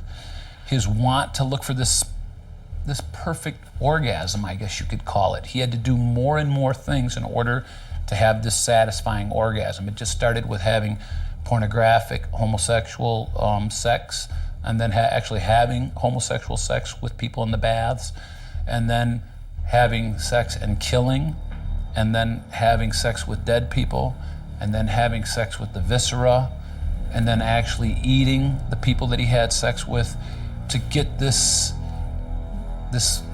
superb orgasmic experience. How does a human being get to the point that they can only eat the flesh of another? Only another cannibal can truly know. Nico was working as a mortuary assistant at a Parisian morgue when he tried human flesh for the first time. There is a state of euphoria. Right after you have done it, you really feel on a big high, and you are like on the top of a mountain. During dismemberment, I saved heart, muscle meat, thigh, arm, bicep, liver, cut it into small pieces, washed it off, put it in these clear plastic freezer bags, and put them in my floor freezer. Just as an escalation, trying something new to satisfy. And I would cook it, and then look at the picture and masturbate afterwards. Did that have any positive effect to that ritual? It was satisfying? It made it feel like they were more part of me.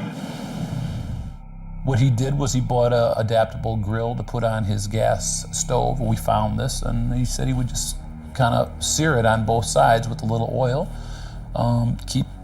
He did add some condiments to it, some vegetables and mushrooms and onions. And towards the end there, that was the month before we caught him, pretty much the only meat that he ate was human.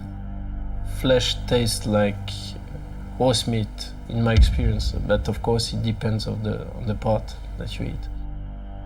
Ultimately, Dahmer wanted a partner he could completely control, dead or alive. He began fantasizing that he could make things much better for himself by creating a sex zombie. And the sex zombie, he thought, would stay with him, and all the time he would not have to murder anymore. I wasn't getting the satisfaction from having to kill people. So I took it to a new level. I had a hand drill that I use for normal things like installing my water system and everything.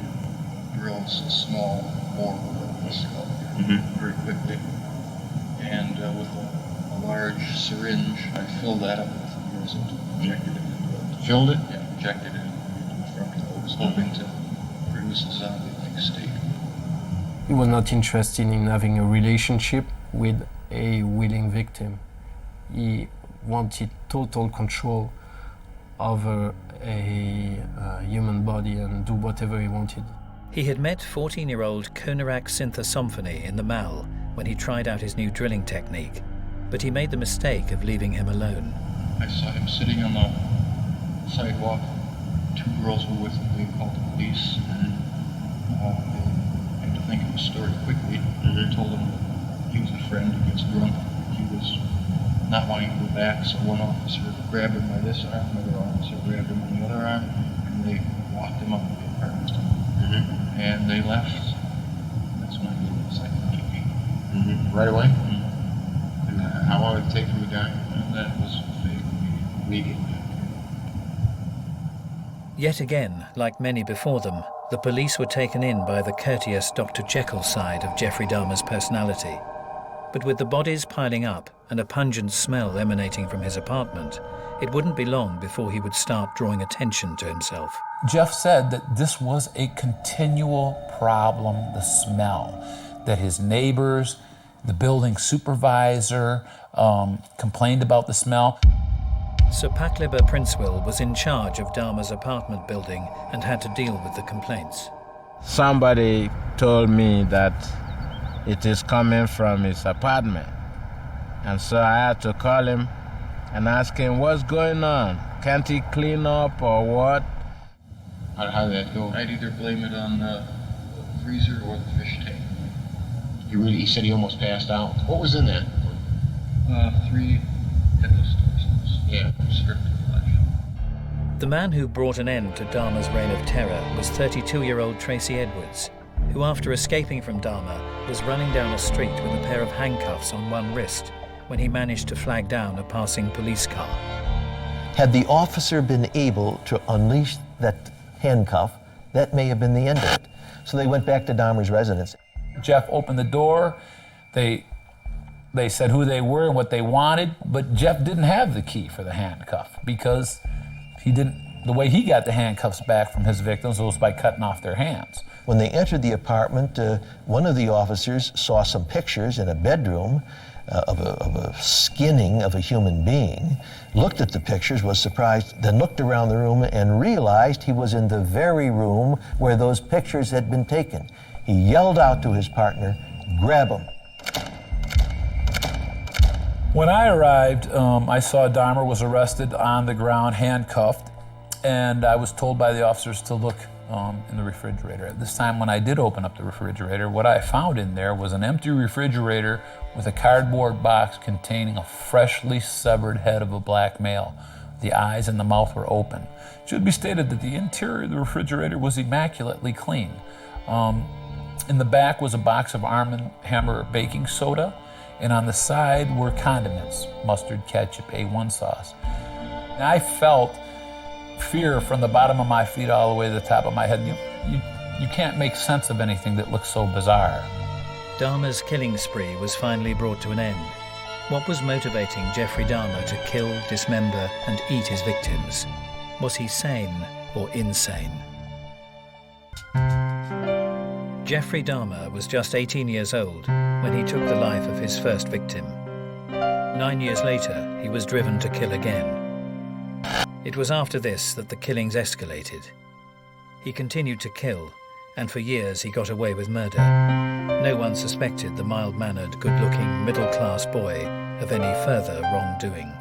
In a long list of these, I mentioned the judge that commuted his sentence, the first police officer that let him go in Ohio. When he first got out, he was on probation, but not once during his entire time of being on probation did a probation officer come to his apartment, much less make a surprise visit to his apartment. Also, he was under court order to see a psychologist every month. And some of the days, he had just killed somebody over the weekend and chopped them up and threw them away. And then he was sitting in talking to the psychologist, putting on a front and being cleared to go. This time was different. They had him in custody and they weren't about to let him out of their sight. Knowing that it was all finally over, Dahmer signed away his rights to an attorney. From midnight into the early hours of the next morning, he started unveiling the wicked truth behind his evil acts. He didn't tell us about eating people right away. In the freezer part of the refrigerator, they found individually wrapped and prepared body parts. The thigh, bicep, heart, liver. As Kennedy continued his interrogation, the most pertinent question was why. There was mental illness in his family, and that's not a stigma. I mean, a lot of our families have mental illnesses. The fact that there was a lot of arguing going on between his mom and dad and when he was growing up. The fact that he felt abandoned. I mean, all these things together, could they produce? Who knows? Had his desertion as a teenager left Jeffrey with a fear of abandonment that affected his adult life? We had discussions about love, because I said, Jeff, why don't you just have a regular boyfriend, you know? I mean, and then you wouldn't have to kill these people. He said, people always left. I could never get anyone to stay with me. So I saw that the only way I can keep them with me was by killing them. But by actually eating the person, that this young man actually became part of Jeff Dahmer. Dahmer did state that he was, there was not a victim of his crimes that he did not personally love and would like to have stayed with on a permanent level. It all boiled down to the same routine. When they were going to leave, that's when they died. Even Dahmer himself can't provide an explanation. What do you account to the fact that you were getting into this so often? The fact that I was desperately trying to make it so satisfied, but it never did completely. But was it just a simple case of not being able to find what he was looking for? Had you met somebody who consensually would set up a living arrangement with you, would you have abandoned then the procedure that you stayed with? The person would have had to be totally compliant, willing to do whatever I wanted. There's just aren't many people like that. That's true. There was never any doubt that Dahmer committed these heinous crimes. His 60-hour confession and the insurmountable evidence was to solve a complicated question. Was Dahmer sane or insane? If the court found Dahmer sane, he would spend the rest of his life in prison. If they judged him insane, he would go to a psychiatric hospital from which one day he could possibly be released. Prosecutor Michael McCann had a different approach to the trial. We have in Wisconsin what's called a bifurcated trial. We use the same jury, but we do it sequentially. First, did he do the slayings? Secondly, was he sane or insane at the time? So the second part of the trial was the real issue. That went on for several weeks in this very courtroom. Dahmer called on his old defense attorney, Gerald Boyle. Boyle felt his client had to be insane. Killing didn't obviously mean anything to him. He had no conscience. So he wasn't going to be rehabilitated, no matter who was working with him. To the average person, killing and eating another human would not be considered a sane act. But according to Wisconsin's legal definition of sanity, if a person knows what they are doing is wrong, but keeps doing it anyway, they are classified as sane. Dahmer definitely knew what he was doing, but he didn't care. He justified what he was doing by his own standards. He knew what was against the law. I think after you kill a certain number of people, you've lost all track of morality. You no longer feel constrained by the morals that bind most of us. Dahmer sat emotionless during the verdict before the judge and the families of the victims he'd killed and dismembered. He was judged to be sane and sentenced to life imprisonment on the 17th of February 1992. Someone asked me once, how many people do you have to kill and eat before you're insane in Milwaukee? I can say this, that everyone who knew Dahmer, and I think the most skilled psychiatrists, said Dahmer was sane. That is even more frightening than believing Dahmer was insane. I believe he was sane and tragically evil. I felt that that was a just end for what he did. He needed to be removed from society forever, for the rest of his life. And I think that's what he should have got, and that's what he got. Of course, we had 15 verdicts of guilty and 15 verdicts of sane while committing the crime. And then, of course, the sentence of the court was such that so long, 900 plus years, that he would never be released. When Dahmer went to the maximum security prison at Columbia, he came in contact with a minister or ministers and started reading the Bible and attending chapel there.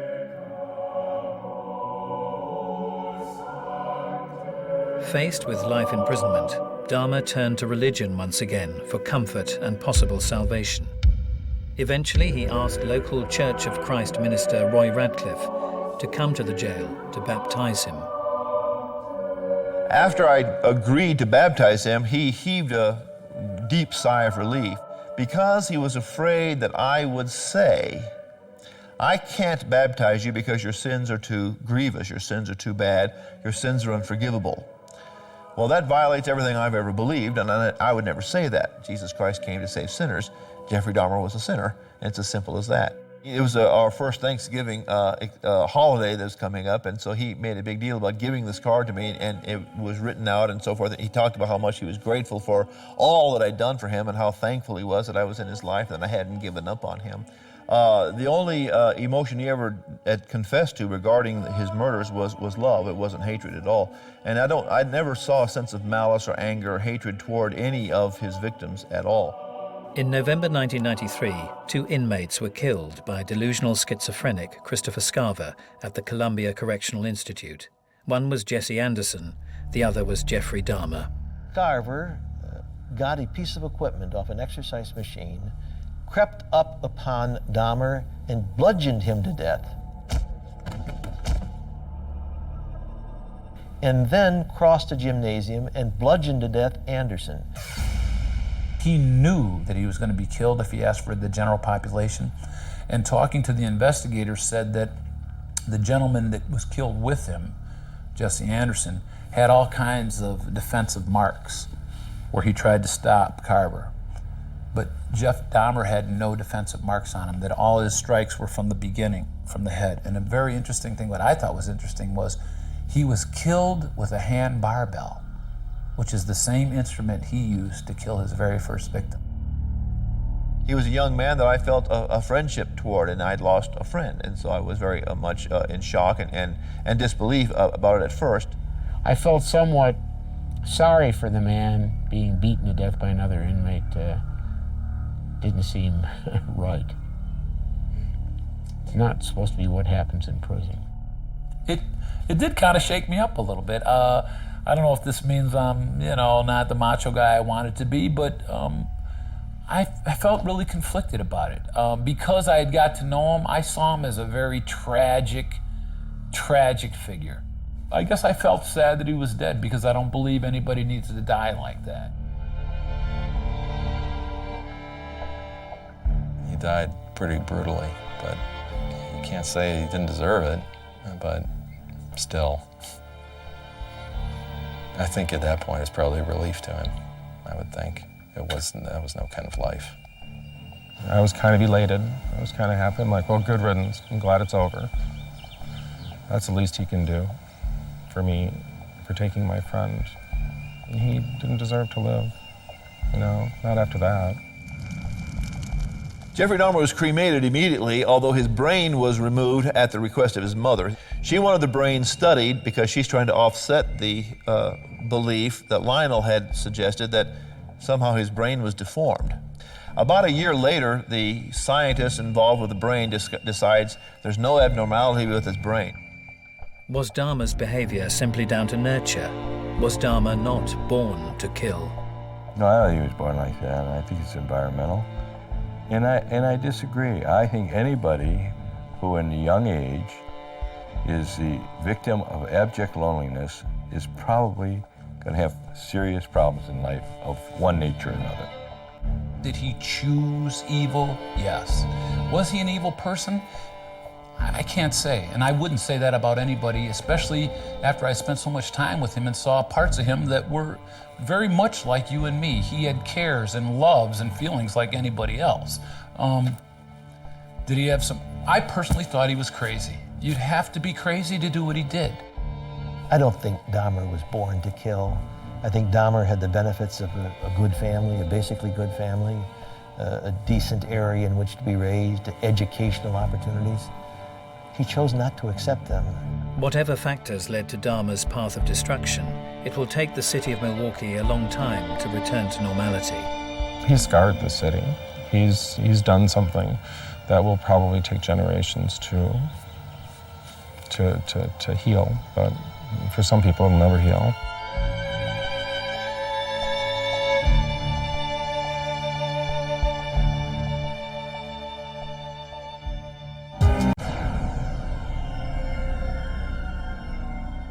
Quite intelligent young girl. Very devious. Plodding through life in the 60s. She was all for herself. She's one evil so-and-so. Innocent, vulnerable, in need of love and care and attention. She's an evil cow. She's got the devil in her. She's the devil itself. Wasn't we lucky? Little ones that got away.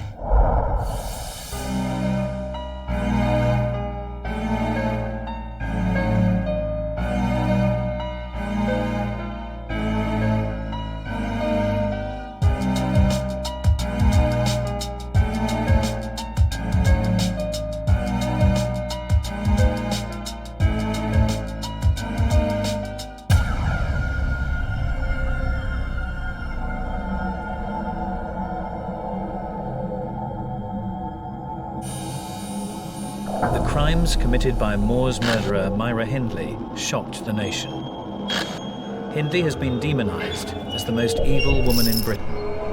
With her lover Ian Brady, Hindley took part in the abduction, sexual abuse, torture and murder of 5 innocent children.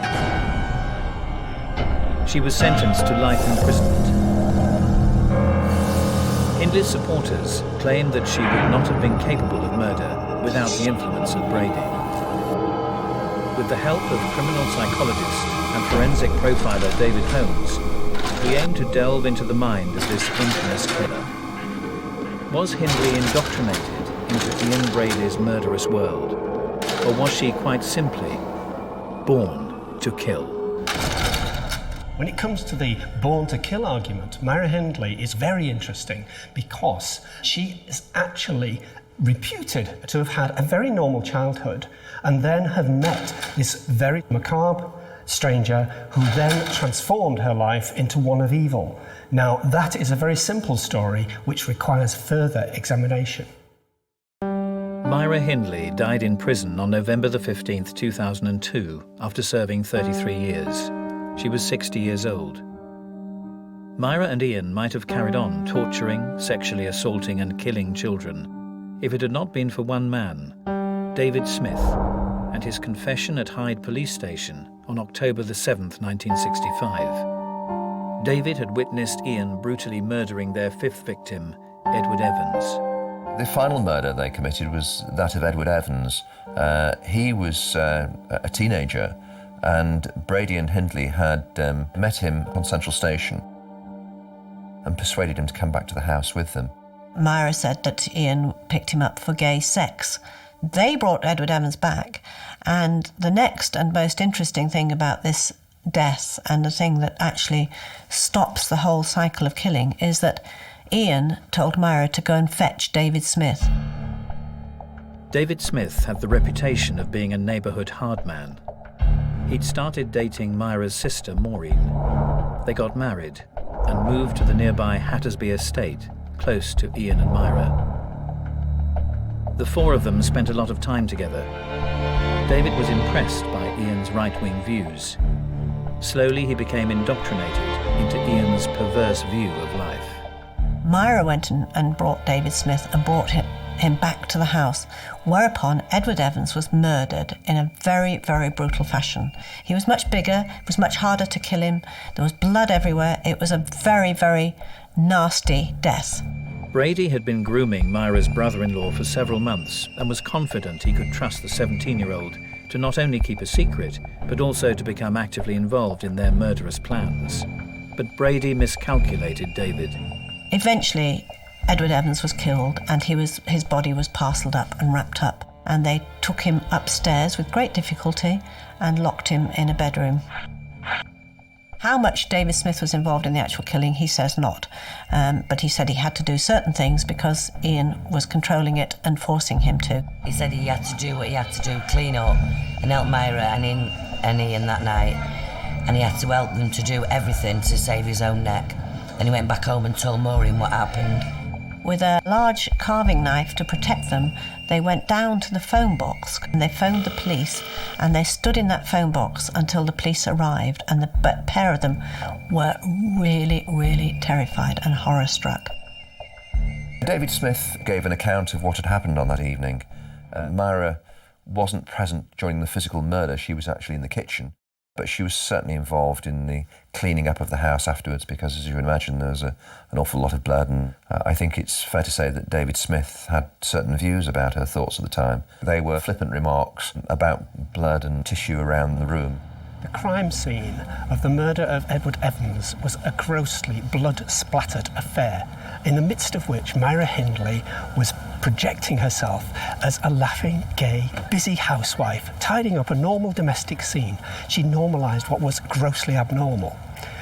For this particular scene, it helped her to distance herself from the reality, the horror of what she was engaging with. David and Maureen's story was taken seriously by the police. 24 officers were called to Ian and Myra's house. David Smith had warned them that there were guns on the premises. They decided that they would do this in a sort of undercover way, so when the knocker went and Myra Hindley answered the door, it was not a policeman on her doorstep, it was a breadman with a basket of bread loaves. Myra said, "We don't have bread," and then he said, "But I'm a policeman," and they went inside. The police insisted on searching the house, which they resisted, but eventually they, of course, had to accede, and the body of Edward Evans was found. Little did they realise, but the police were about to stumble across one of Britain's most notorious criminal cases, the Moors murders. Straight away, Ian Brady was arrested, but Myra Hindley was, having been questioned, she was allowed to go home. They didn't believe she was involved. However, because of David Smith's insistence that there were probably more murders involved, the police continued to investigate, and they searched the house very thoroughly. They actually found a list of, which Ian said was the planning for a robbery, and it had enigmatic initials on it, and one of them was PB. And eventually, down the spine of a prayer book, they found a ticket for a left luggage office at a station in Manchester, and they found out which one it was and claimed a suitcase back. Majority of serial killers take some form of trophy of their crimes away from them. It can be rings, or it can be jewellery, or it can be a hair. And it was in this suitcase that they found all the photographs and the tapes of Leslie Ann Downey's last few minutes on Earth. Brady and Hindley were not unusual. They had tape recordings of the torture and the murder and the pleadings of Leslie Ann Downey. 10-year-old Leslie Ann Downey had mysteriously gone missing from the area 6 months earlier. David Smith told the police that Ian had joked about burying children on the moors. Eventually, with the use of the photographs that had been taken of Myra with her dog and Ian up on the moors, they managed to actually find a place where they thought that they might fruitfully start digging for bodies. Myra was arrested and charged a few days after Ian. Her dog, Puppet, was also taken into custody because the police knew that if they could establish the age of the dog, they would be able to establish when some of these photographs were actually taken. A vet put the dog under general anaesthetic and was trying to establish the age from its teeth. And tragically, Puppet died, and Myra Hindley was heard to scream around the police station, "Murderers!"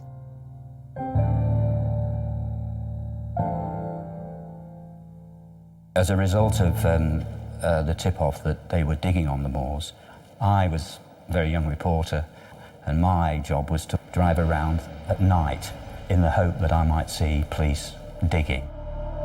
Saddleworth Moor is quite an eerie place at the best of times, but to be up there in the early hours, in the dark, knowing that there could be, at that stage, could be children buried out there was quite weird. Quite frightening, really, looking back. There was a whole cavalcade of press parked down the hill and not allowed to get near. And they tried to do as much of it as they could under cover of sort of dawn and dusk, but it was very difficult because you have to have light on the moors. The moors are vast and spooky places. Police believed that the bodies of 4 missing children might have been buried on the moors. Their fears were well-founded. On the 10th of October 1965, the body of Leslie Ann Downey was discovered.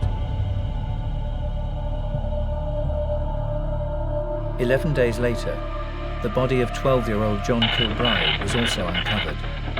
John had disappeared without a trace on November the 11th, 1963. In 1965, a case like this was unique.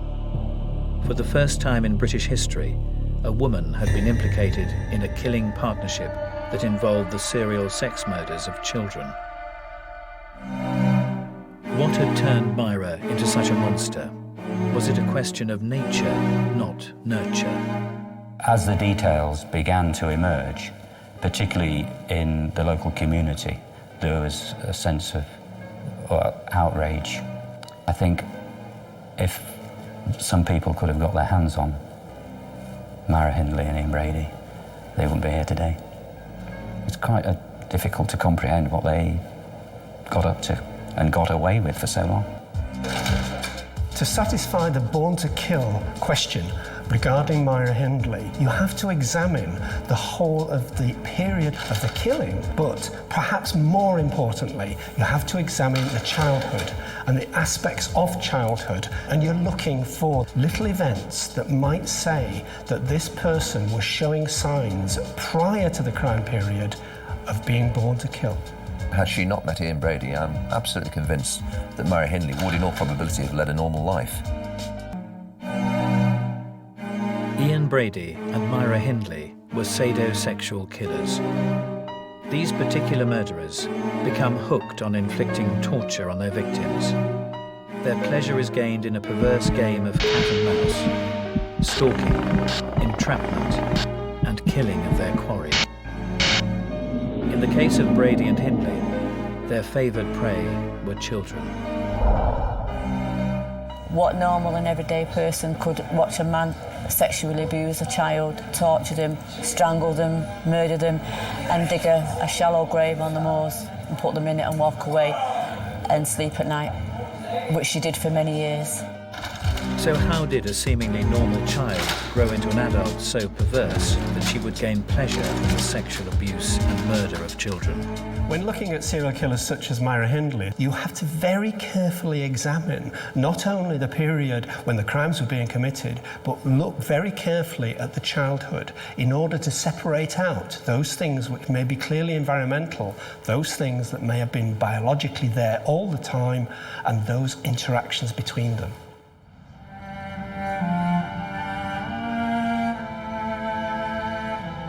Myra Hindley was born on Thursday, July the 23rd, 1942, just another child in a world of terraced houses and factories in the poor working class area of Gorton in Manchester, England.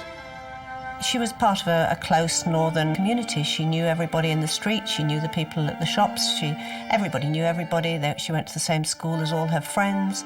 It was a very supportive, loving local community. Myra was the first child of Bob and Nellie Hindley. Initially a placid child who was no trouble. When her sister Maureen was born 4 years later, the situation changed. Mr. and Mrs. Hindley found bringing up 2 children too difficult and sent Myra off to live with her grandmother. Some people try to make a lot of the fact that she didn't actually live at home with Mum and Dad, but she lived, in the next street with Grandma. The 2 houses could see each other from the bedroom windows, and she spilled between the 2 houses. It was a very, very loving life. Myra went to the local state school. She went to the junior school where she was bright and only narrowly failed her 11+. Granny was very susceptible to allowing her to have a day off if she wanted one, and Myra's attendance record was very poor. And had she gone, she probably would have passed for the grammar school. As it was, she went to Ryder Brow Secondary Modern. She was in the top class. She did extremely well. She was in that vanguard of youth culture, and she was very aware of it. It was the beginning of teenage as a phenomenon. Rock and roll was there, Beatles were coming. She changed her image slowly but surely. Thick makeup, like a Dusty Springfield. The hair got blonder. Big curls in the hair. The skirts eventually got shorter. Always had all the top fashions. Well, it was fantastic. She, peroxide blonde, always did very well for the lads. Myra had one friend of the opposite sex from quite early on, a little boy called Michael Higgins. She was quite taken with the idea that he had the same initials as her, and they used to hang out together, go everywhere together. She used to be sort of almost looked after him. Myra felt she'd made a lifelong friend. One sunny afternoon, Michael asked Myra to go swimming with him at the local reservoir. She was unable to go.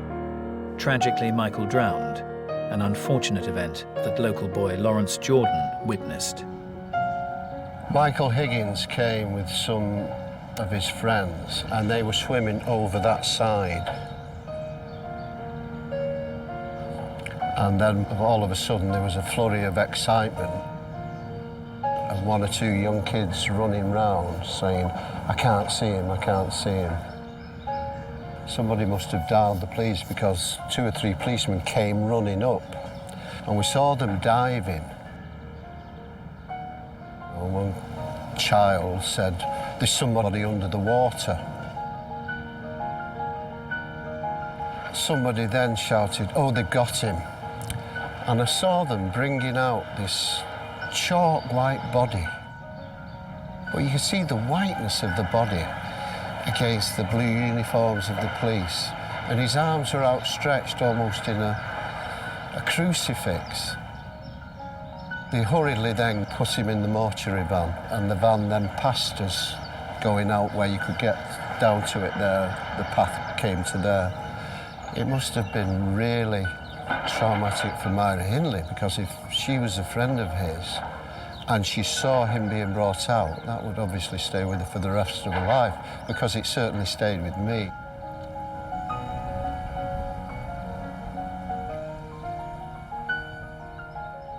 And after that, she went in a shell for a while. She was absolutely devastated of the fact that he died. She wasn't the same girl for months and months after that. In fact, it was a year or so, a long time. She went and visited his parents, his mother, all the time, and she actually converted to Catholicism.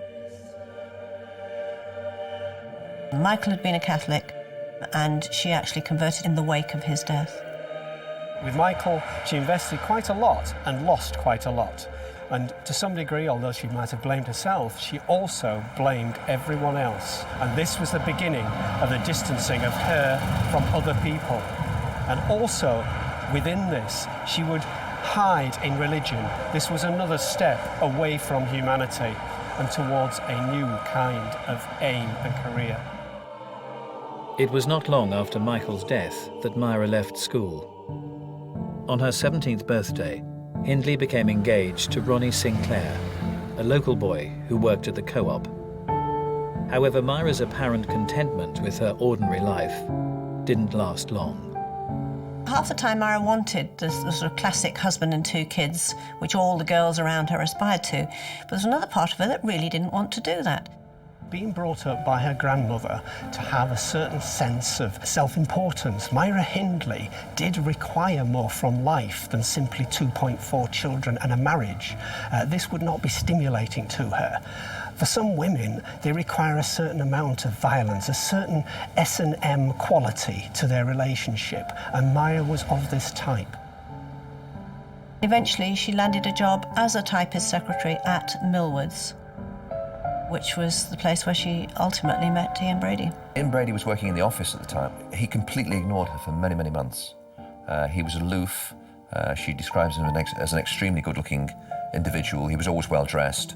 Ian was, quite an attractive, handsome. He used to have this big motorbike that everybody wanted to sort of like go round when you're kids and have a go of it or look at it. And, you know, I think he was just mesmerised by it, wasn't he, really? Yeah. There wasn't very many motorbikes in Gordon at the time. She very, very quickly came to be absolutely fascinated by him, and the perfect example of this is she kept this very childish diary in which she wrote things like, "He looked at me today, Ian spoke to me today, Ian is in a bad mood today." He's not looked at me today. He has looked at me today. Will he take me out at weekend? At best, Ian Brady was bisexual and probably rather more homosexual than heterosexual. So she was very much on the periphery of his vision. Until the famous Christmas party when they got together and became an item from there on in. And it was at that stage that he started to indoctrinate her into his views on politics, life, sex, and so on. That first night, Brady took her to see the Nuremberg trials. As the weeks went by, he played her records of Hitler's marching songs and encouraged her to read some of his favourite books, Mein Kampf, Crime and Punishment, and the works of the Marquis de Sade. Hindley happily complied. She had waited for so long for something different, and now here it was. Myra's family were not keen on Ian from the very word go. Ian's background had been more dysfunctional than Myra's. He was born in the centre of Glasgow as a result of an affair between his mother, a waitress, and a man whose identity we've never been completely sure about. And he was fostered when he was about 2 to a family who were living nearby. And they brought him up to the best of their ability. However, when he became a teenager, he began to get involved in crime. Eventually, the courts in Glasgow said that he had to go and live with his mother, and his mother at this stage was living in Manchester, so basically Glasgow shipped its problem out. Brady became Hindley's first lover, and she was soon totally besotted with him, soaking up all of his distorted philosophical theories. She went from this happy-go-lucky girl to not wanting to speak to anybody, not wanting to be with anybody. It was always you shout Auntie Myra, because, as I say, everybody was shouting. You'd shout to her and she'd completely ignore you. She became involved in all his strange sadomasochistic sex. He didn't have a normal sexual appetite. Brady told Hindley there was no God, so she stopped going to church. When he told her that rape and murder was the supreme pleasure, she did not question it. Her personality had become totally fused with his. I don't think Ian was in love with Myra. I think it was just what he was doing, really. I think he was playing cat and mouse like he's done all the way along. Early in 1963, Brady put Hindley's blind acceptance of his ideas to the test. He began planning a bank robbery and needed her to be his getaway driver. Immediately, Hindley began driving lessons, joined the local rifle club, and purchased 2 guns. The robbery was never carried out, but Brady's purpose had been fulfilled. Myra had shown herself to be a willing partner in crime. He had so many wonderful dreams and schemes, and she was obviously very, very impressed by him. Unfortunately, what Brady actually had in mind was the destruction and torture of children, and she got swept along with it, and the poison infected her. And that was how they embarked on their first murder. Pauline Reed was on her way to a dance. She'd left home dressed in her pink party dress. Myra knew her. Myra pulled up in the car alongside her and asked Pauline if she would come and help her look for a glove. and it transpired that Myra drove her up to the moors, with Ian Brady following on his motorbike close behind.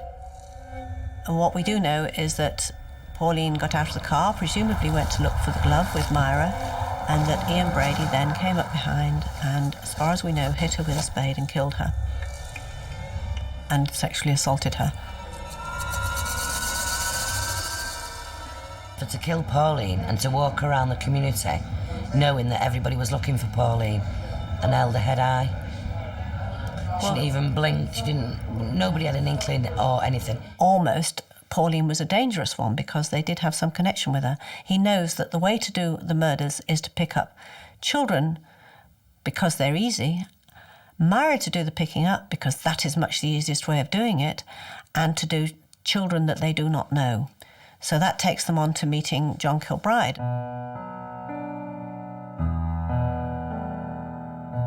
John was the eldest child. He was almost 12 when he went missing.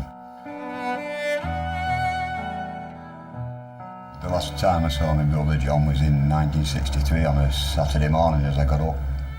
What I used to do every Saturday was going out the market, stallholders, peck away. He just never come home that night. My mum rang the police about 6:30, because he was always home for 6 anyway. And, I mean, he was always home, so 6:30, the police were wrong sort of thing. He was missing. Yeah. There was posters all over the towns far and wide with Very John's face on lampposts, placards, shop windows. Have you seen this boy? There was a pub on the corner called the Bessemer, and there was photographs of missing children in the area at the time. Have you seen these children? And she used to go to the bar and have a drink knowing that them children was there and knowing she knew exactly where they was. In their statement, they said they'd picked him up at Ashton Market. Well, Hindley had.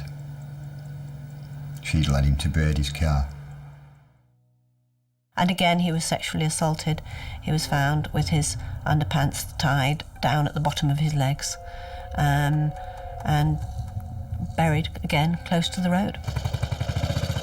I think after just a few weeks, we all realised he wasn't coming home. We knew he hadn't run away, and we knew something had happened to him, but we didn't know what.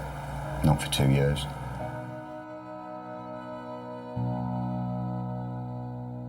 The role that Myra Hindley played was always one of the initial contact with the child.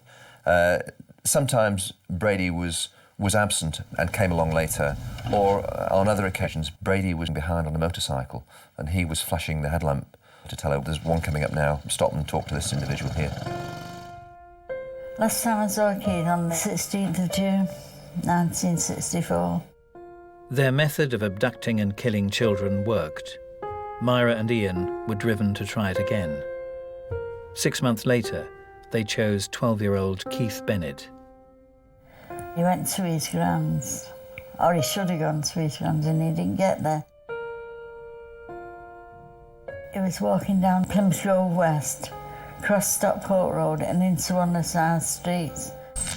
She seen him at the top end of the entry, so she went round and collared him and picked him up, said something to him, and he went in the car, no messing, because he thought he was doing a good turn to somebody.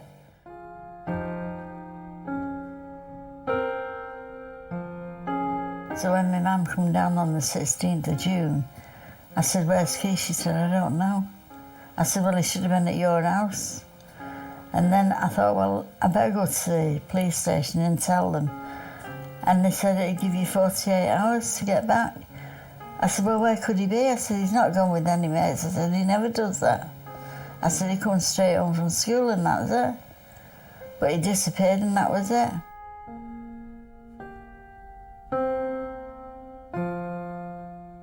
Two months after, the police come to the door with Brady and Hindley's photo. He said, well, we think it's possible that these have had something to do with Keith, with Keith abducting him. There is a slight difference with Keith because they take him deep onto the moors. At least 3/4 of a mile, which is quite a long way for a small child. He hit him on the back of the head, knocked him out, and then put a machine cord rubber around his neck and broke his neck. And he actually assaulted him afterwards and left the clothes at the side where they buried him. He didn't know he was going to his death.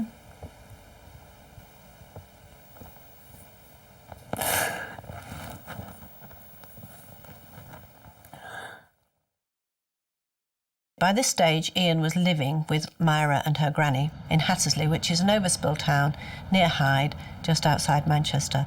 And they moved in, and the neighbours were very impressed by them because Ian got stuck into making a garden, did up the house. The word yuppie didn't exist in those days, but if it had, these would have been seen as a kind of upwardly mobile young couple. A further 6 months passed before the next abduction. The fourth victim was Leslie Ann Downey, a young girl that they picked up at a fun fair in Manchester. And Myra, again, persuaded her to come in the car, and they took her home. This one is different because they took her back to their house in Hattersley. And there hasn't been an enormous amount of scope for torture and taking photographs and making tape recordings.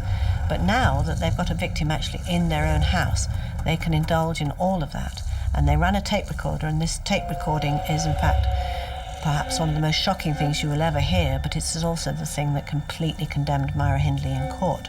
Her voice is heard on the tape, and it's telling the little girl to be quiet because clearly she was very distressed indeed. And she explained that she was very worried at the time that the neighbours might hear the little girl crying, and that was the concern. And Leslie Ann Downey is pleading with her, please, Mum. She calls her Mum all the way through, as though by appealing to Myra's maternal instincts, she might make this whatever awful things are happening. But Myra is gagging her, ties a gag around her. We don't know what abuse happened. Myra claims that there was no sexual abuse. There probably was. And the next day they took Leslie Ann Downey up to the moors and buried her.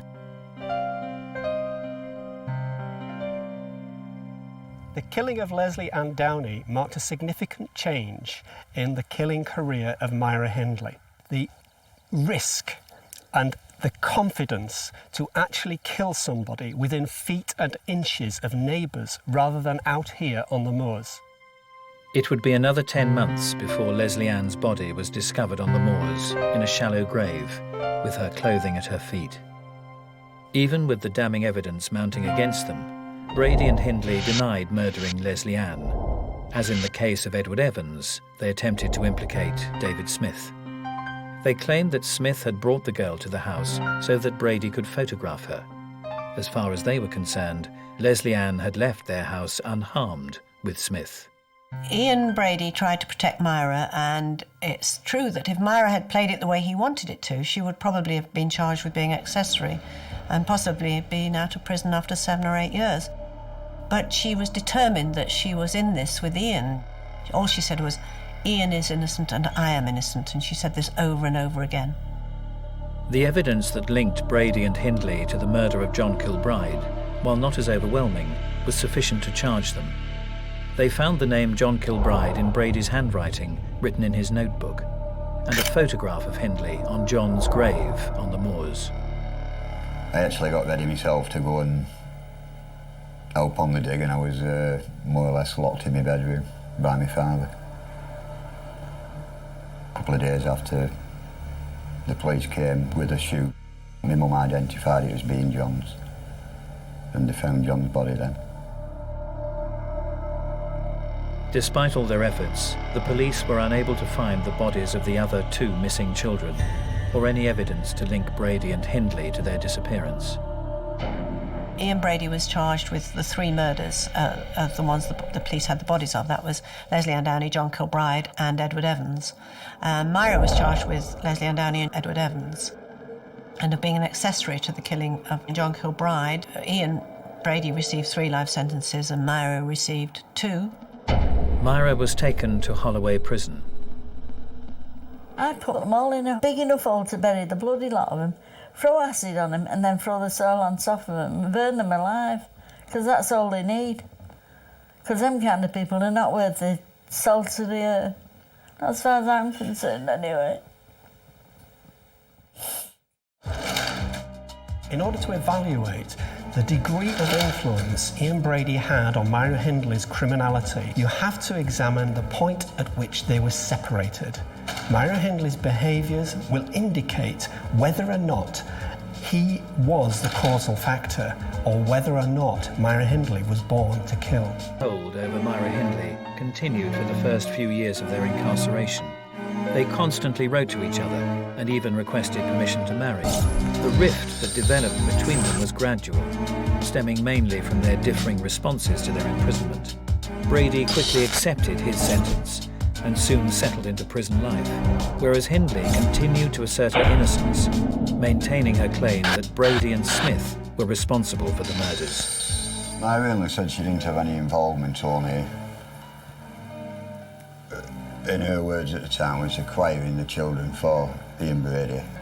But she was distinctly heard on a tape of Leslie Ann Downey telling the little girl to shut her mouth, while Brady was, God knows what he was doing to do. Her mother was convinced she was innocent. Her sister was convinced she was innocent. Everybody around her was convinced by Myra that Myra had just been Ian Brady's dupe. Myra Hindley's mind, the story was in place regardless of her innocence, and she would gather together anyone who would listen, give her time, and certainly anyone who would give her any publicity that might support her plea of innocence. In 1970, Hindley broke off all contact with Brady. His hold on her was completely broken by the realization that she would never see him again. 7 years later, more than 10 years after her imprisonment, Hindley began a campaign to win her freedom, a crusade that continued until the day she died. Ian Brady's never actually applied for parole. He was willing to serve his sentence, but at least he knew what he'd done, and he didn't want to come out of prison. Myra Hindley applied for parole on a regular basis, just to torment the families, as far as I'm concerned. Hindley's application for parole was delayed for a further 3 years. When Hindley's plea was finally heard in 1985, 20 years since she was first in prison, it was rejected. The Home Secretary announced that Hindley's case would not be heard again for at least another 5 years. Ultimately, she hoped she would be able to get out of prison, and that was probably her long-term objective. At the end of 1986, Hindley changed her tactics. Instead of continuing to plead her innocence, she made a full public confession. A conjunction of people came together in Myra's life. She had a solicitor who was saying to her, unless you make a clean breast of everything, admit it, and then possibly down the line parole will be possible.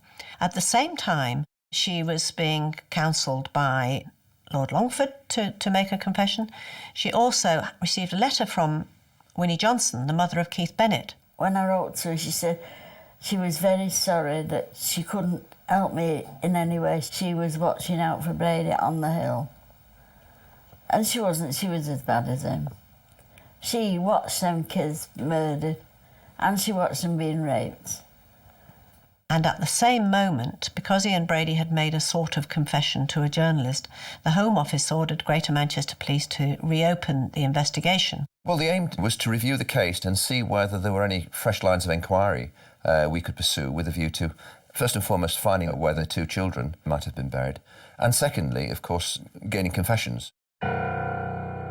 She now admitted both the knowledge of and involvement in all 5 murders, including those of Pauline Reed and Keith Bennett.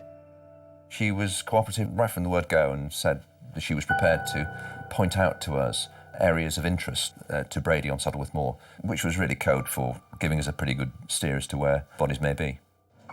When it emerged in the 80s that there could be 2 more bodies on the moors, and there was a likelihood of either Hindley or Brady turning up to try and pinpoint them, there was what you would call a newspaper frenzy. Many newspapers hired helicopters. I was up there. It was chaotic. She was very keen on trying to help us. I've no doubt about that at all.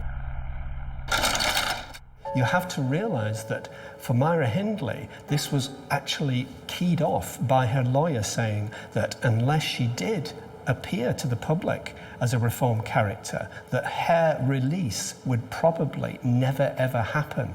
Therefore, can you disentangle her self-interest in doing this from any genuine apparent remorse that was revealed? She pointed out or identified the areas that we'd already been searching. It was not until the following spring that we actually started excavating those two areas. And of course, in the summer of the following year, we found Pauline Reed's body in one of the areas that she'd highlighted. And they found Pauline Reed. Now, I met her mother, and she's a lovely person, or she was a lovely person. And she used to always say to me, Winnie, they will find Keith. I know it, they've got to find him, and they will find him. He's been missing now for 41 years this summer. I doubt whether we'll ever find his body because they say that the landscape moves and changes in that time. And Keith's mum, Winnie, is absolutely obsessed by this. She says she can't rest until she lays her boy. She has even been up there with a spade in that forlorn hope that she could find her boy.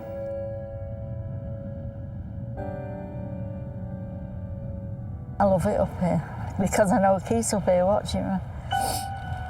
Other than that, I wouldn't come up, but I know he's up here and I know he knows I'm up here and he knows I'm putting flowers on the fence for him. No matter what hell or fire, I'll have him back.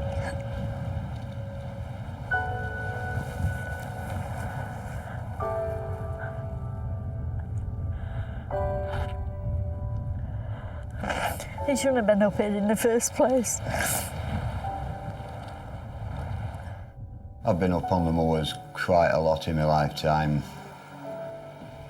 and it's just not a nice feeling. It's not a nice feeling at all, but at least we have got our John where we can go and visit. Winnie Johnson still looking for her son. After 40 years, she's still looking for her son. Keith's body has never been found, but Hindley's confession has given his family some indication of how he died. Hindley had lured him into the car with a request for assistance in loading some boxes. Once at Saddleworth Moor, Brady had taken Keith down to the gully, where he raped and then strangled him, burying him somewhere nearby. At the time of her confession, Hindley's solicitor expressed his belief that her chances of parole were greatly enhanced by her display of remorse. In 1988, she approached me to see if I could represent her at a time when she was making a number of important legal challenges to the High Court. And people said, well, look, Andrew, you've got to be careful. This is the most manipulative woman in the country. Be careful she doesn't manipulate you. Well, I've had many clients over the years seek to manipulate me. I can say Myra never did. Myra Hindley, as far as I could see, was an extremely clever and manipulative woman who managed to play the establishment to her own ends and draw people to her cause. The criminal justice system has always recognised that if you change and if you reform, you should be granted parole. All the experts were of the opinion that she had reformed. If you want to understand Myra Hindley, you have to compare her prison career with that of Ian Brady, who became a tortured man. Myra Hindley did not. She became a well-spoken, articulate defender of her own innocence. But I believe that she changed back from that evil persona to a genuinely sorry woman for the dreadful crimes that she had committed with Brady. What she ought to gain by applying for parole, I don't know, because she could actually have been charged with the murders of 2 more children. And this is what I'd have pushed for if she'd have got parole. Whilst in prison, Myra rediscovered her faith in Catholicism. She continued to express remorse for her crimes. I ask people to judge me as I am now and not as I was then. A lot of people turn to religion in prison to impress one group of people in particular, and that is the parole board. Killers, every killer in America must be on a journey into the light, must have seen Christ, and the first thing they do on a Sunday is queue up for tea and biscuits in the church. Her aim in life was to walk free. and she wouldn't have been free very long. I'd have loved her. I'd have loved it for him to drop her on Aston Market or outside my front door. I'd have loved it. I'd have served time for it.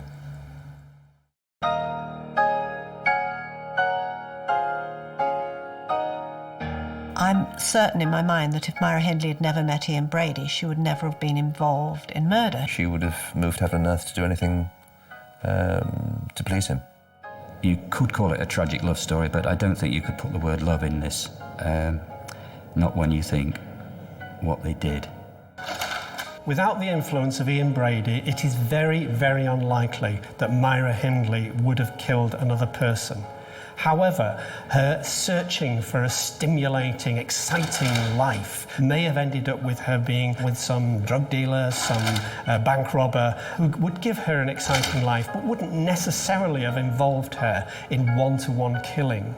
Just haven't got words to explain how I feel about her. That sort of thing just did not happen where we lived. On November the 15th, 2002, at the age of 60, Myra Hindley died from respiratory failure, arising from a serious chest infection. She'd suffered a suspected heart attack 2 weeks earlier. She's got the devil in it. She's the devil itself. In this particular instance, Myra Hindley was not born to kill, but she was placed in a circumstance where an element that she was born with enabled her to continue and kill. Who's to say she could be here? Maureen, David, all of them could be here. You know? Still living in Garton. Still living in Garton. And then again at the other side of the Could coin. be married. So could Pauline. Her own children. Yeah, of course. She could have been here as well. She could have been here.